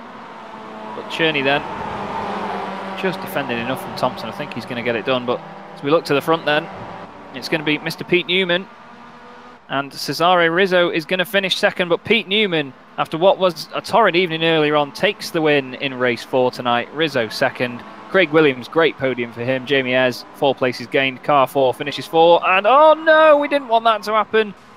Cherney and Thompson again involved with the Swift Cooper Esports car across the line in a close finish. Luckily, Cherney did get it stopped over the line. Sorry, get it over the line first. He certainly got it stopped, we know that much. But Another frantic end to a race, Tom. It's just been very consistent tonight, and we hope to see more of this going forward as we see the last few guys crossing the line now. Yeah, we do. And this is what this series is all about, as I said earlier. But I've got to say, Josh Thompson's like Max Verstappen on the Ferraris, isn't he? He's always seemed to be an incident with the Swift Cooper Esports guys. But I just want to give a little shout out to Steve Hefford, actually. You were saying earlier about biggest movers and shakers, Chaz. He moved up 30 places in that race, which is a real monumental effort to get there. But Pete Newman, well deserved. Your race 4 winner there for CQR, closely followed by Cesare Rizzo and Craig Williams. So yeah, a brilliant night's racing, Chaz, and I've really enjoyed it, and I hope you guys have at home as well. Yeah, of course, we're very happy to be broadcasting for you on the iRacing Esports Network. It's been really good to make sure that we've got all the coverage we can get for you guys, and hopefully in the best quality that we can provide as well. Alex has done a great job on the cameras as well tonight, I must say. And it's, yeah, hopefully the start of another great season for these guys, and we do aim to stay as close to the action as we can all along. And I'm sure that they're going to provide a right good laugh for us. So, your final race of the evening then. Beautiful shot of Brands Hatch there. Look at that with the sunset in the background. Awesome. Pete Newman wins the race from Cesare Rizzo, and Craig Williams rounds out your podium. As I said, Jamie Ayres, 4th place. Car 4 places gained. Couldn't get much better than that. And he's 4 seconds off the lead as well, just to add more into that. Alex Cherney is 5th. Mick Barry wins the AM class in that one. Fantastic drive from him. Charlie Summers 2nd. Sorry, no, he's not. He's 7th. Michael Hall is 8th. Steve Hefford 9th. Luke Cooper and Jason Cooper in 10th and 11th. Ryan Walker finishing 12th. Jordan Giddings and Scott Malcolm take the honours on the podium in the AM class, with Nick McCarron 15th, Jack McIntyre 16th, Dave Hampson 17th, and Jordan McGlone in 18th position. Lorne Murray is 19th, Ben Mears rounds out your top 20. Then it's, well, we all know it's Kip Stevens, Stelian Chepolewski 22nd, Jeroen Ursum 23rd, Mikael Garcia 24th, Rob Graham 25th. 26th is Dries Nice or Nice, I still can't decide how to say it. Roy Viverke is 27th, Billy Rose 28th, Josh Thompson ended up 29th there. I think he might have been disqualified on the line actually there, boys. Real shame for Josh, but at the end of the day, he could have avoided the incident, I suppose. Anthony Ainsworth, 30th. Joe McDonald, 31st. Craig Jones, 32nd. Martin Front, 33rd. Adam McNally ended up finishing 34th. Real shame for Adam there, because he had a really good race 3. Carl Hardy was 35th. 36th was Rich Haynes. And then 37th, if my timing screen updates, there we go. Tyler Lugo Vickery is in 37th place. 38th is Alan McCain. Mikey Key, 39th. Carl Jackalette finishing out your top 40. Jack Ashton, Max Wright, David Ayres, Pete Van Gool, Ash Sutton, and Anwar Smith and Lee Barmer round out the rest of the field. And that was one of the probably one of the most frantic races I've seen from these boys there, Tom. It was really good racing all the way through, and a nice scrap to the end, which is what we always like.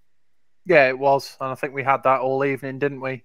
So it's just been some brilliant action this evening, and that's why we, as I say before, that's why we love this series, and it's why Chaz and I choose to commentate on it almost every week that we can, and it's always one that I look forward to throughout the week, as I'm sure you do as well, Chaz.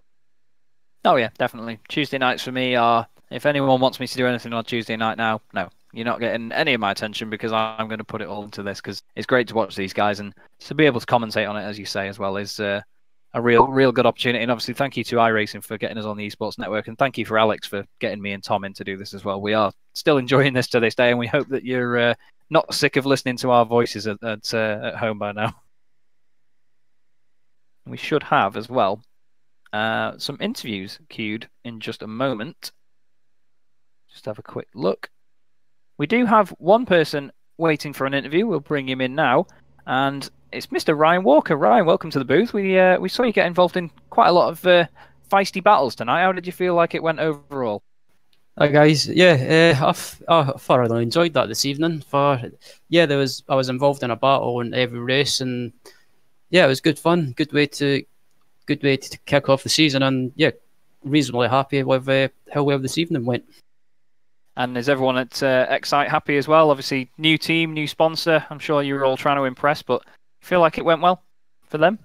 Yeah, I think it went well for them. I mean, a couple of the guys had some bad luck in race 4, but yeah, I guess with BSR and a series like this, and with it being so close, there's always bound to be incidents from most of the time. But yeah, overall, I think most of the guys are happy with the results, and it's a good way to kick off the season under a new team and a new team name. And yeah, hopefully we can impress the sponsors as the season goes on, and yeah, I have to say the livery looks quite nice. I'll say it again. If I say so myself. Yeah, it is a very, very striking livery, very bold, and you can see it apart from other cars on track, which is obviously one of the most important aspects that you get from it. We've seen a lot of your guys get bumped and barged around tonight, but in total, really, the racing was probably cleaner than we've seen before. Actually, it was yeah, it was just a lot nicer. I think there was a bit more respect with it being the beginning of the season. What do you reckon? Yeah, from my point of view, or from where I was, I thought the racing was it was a lot cleaner than it has been before. And yeah, there was still some bumping and rubbing from time to time, but yeah, around the track such as Brands Hats, with it being so tight, I guess it's kind of expected, and you've got to expect that. And yeah, if I know that some people are frustrated or getting frustrated, but there's still a long way to go in the season, and I think, as I said to the guys in the team, don't throw in the towel, just keep at it, and yeah, the results will come.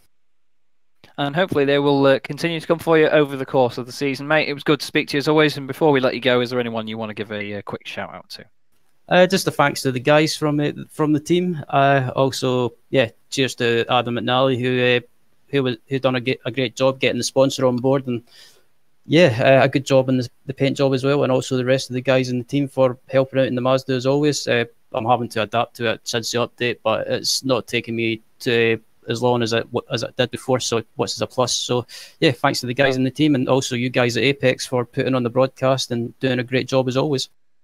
Thanks very much, Ryan. Well, we will hopefully see you succeeding at the next round as well, and we'll try and speak to you then as well. Right. Thanks, Chaz. No worries. Ryan Walker there, of course, one of our fellow commentators as well over on Apex Racing TV. If you don't try, we've got, oh, well, here is there's someone else very eager to have a chat with us. Is Mr. Jordan Giddings, and I'll leave you in the capable hands of new teammate Tom Jacobs. Hello, Jordan. Hope you had a good evening's racing, mate. How did that go for you? We saw you having some quite fierce battles out there in the AM Championship. So, how do you feel after that one? Really positive after that meeting. That was great fun, because we've all got caught up in a bit of the hype and the negativity of what's going to happen with this car and the model and stuff. But mate, it still makes good racing, and at the end of the day, this Mazda's absolutely minting it. So, and everyone I raced was pretty fair, I think. So I didn't really see anything that was too untoward, which is always nice, and a few clips here and there, but nothing dangerous. And everyone I raced with, including the AMs, was respectful, but battled hard. So really enjoyable, mate. And I think that's the first time I've finished 4 races on a night. So I'm well chuffed, because I've just looked at the standings. So I'm P6 in the overall and top AM after the night. So got to be happy. Happy days, mate. Yeah, really good racing from you there. We've seen a lot of guys on the forums and within like Facebook groups and stuff moaning about understeer in the car now. Have you noticed that yourself with the setup changes? We noticed that the SimLab Racing guys weren't as quick tonight, so we're just wondering, do you think that's down to setup, or is it just that they haven't had the best start yet? No, I definitely think you're right in saying that some guys who have worked so hard on getting a perfect setup for that last build, should we say, of whatever you would call them, but they really dialed that in. So they've been racing that for so long and for so hard and so quick that all of a sudden you evolve the car and you take it away from them. But they've had to go back a couple of steps, haven't they? And it just levels it out a bit. So it come the end of the season, you know they'll be up there. They'll be at the top, up with Swift Cooper and Jason and Luke and all of that lads. So, and they'll find the way. And the car definitely, is a lot more understeery. You have to totally change the setup of the car, how you want to drive it. I'm not giving too much away, obviously, because you don't too much. But there's a lot to change and there's a lot to get your head around. Whereas I'm at a touch of advantages because it's only my second full season, so start of that. So you have to start a bit more level, mate. Happy days. Well, we noticed you've had some really great racing this evening, and but we did notice just in race 4 there. I just wanted a little thing I wanted to ask you about. You had quite a lot of front end damage. We didn't actually catch what caused that. What happened there? Anwar got spun down in Graham Hill Bend. So he was in the middle of the track and I had nowhere to go. So I just caught his front end, and obviously lucky I got out of it, really. I think it did ruin Anwar's race.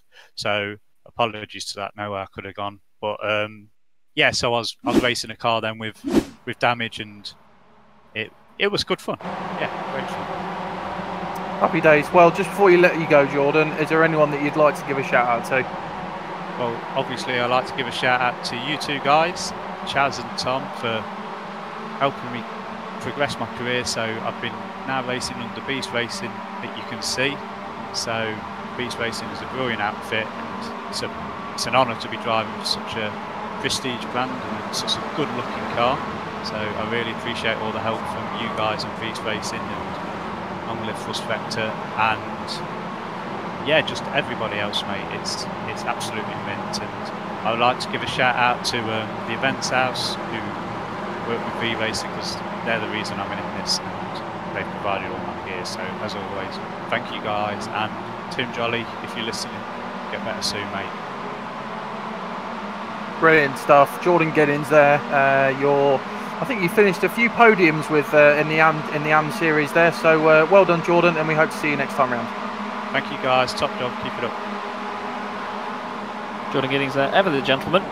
Absolutely loving the commitment that he's got to this racing now. He's been pushing everything he can, and I mean, Tom and I have been working with him quite closely recently, and know that he's really been putting all the effort in, and it's good to see it paying off for him. What we will make the final interview of the evening. He's always happy for an interview. It's Josh Thompson. Josh, how are we? Could be better. we saw that you had quite an eventful night coming over the line with Swift Cooper cars tonight.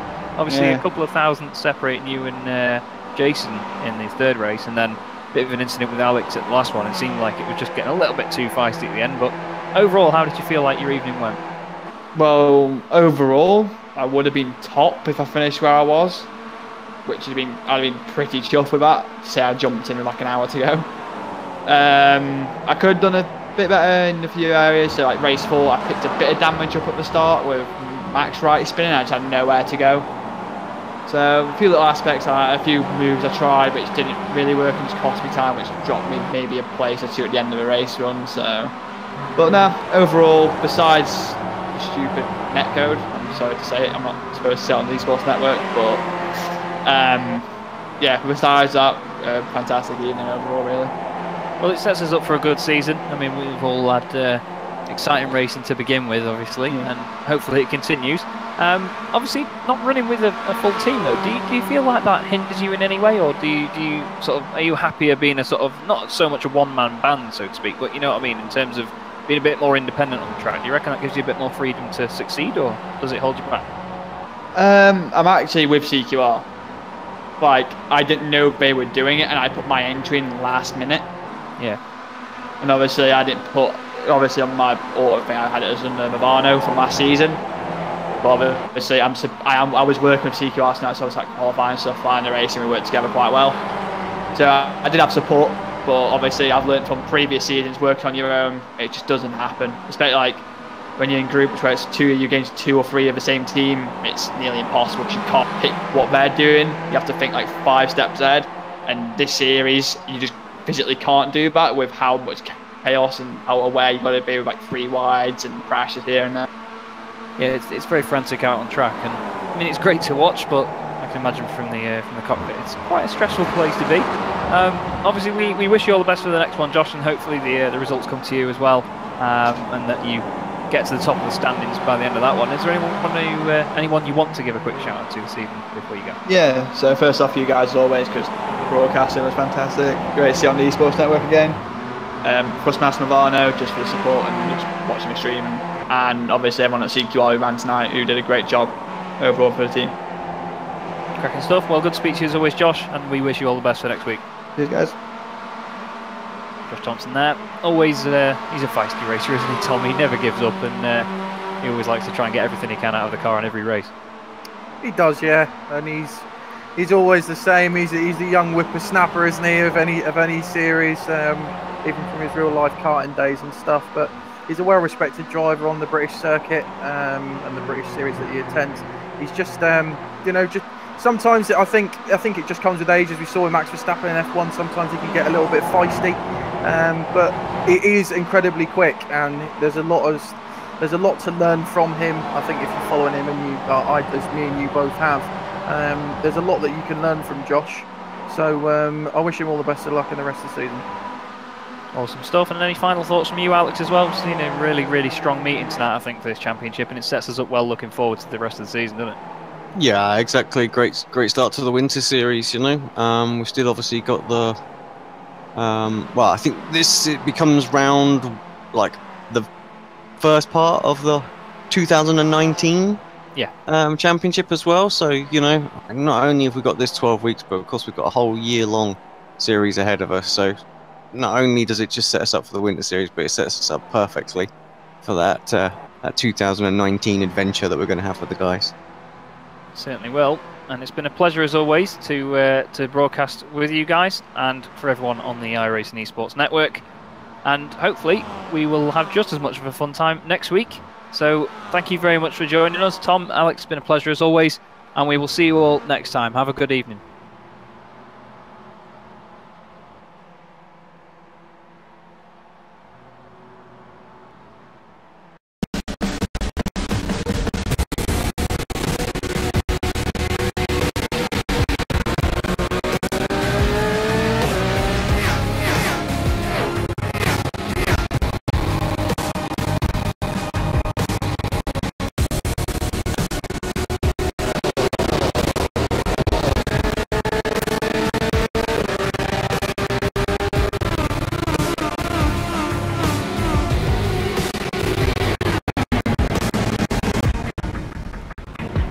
The following is a presentation of the iRacing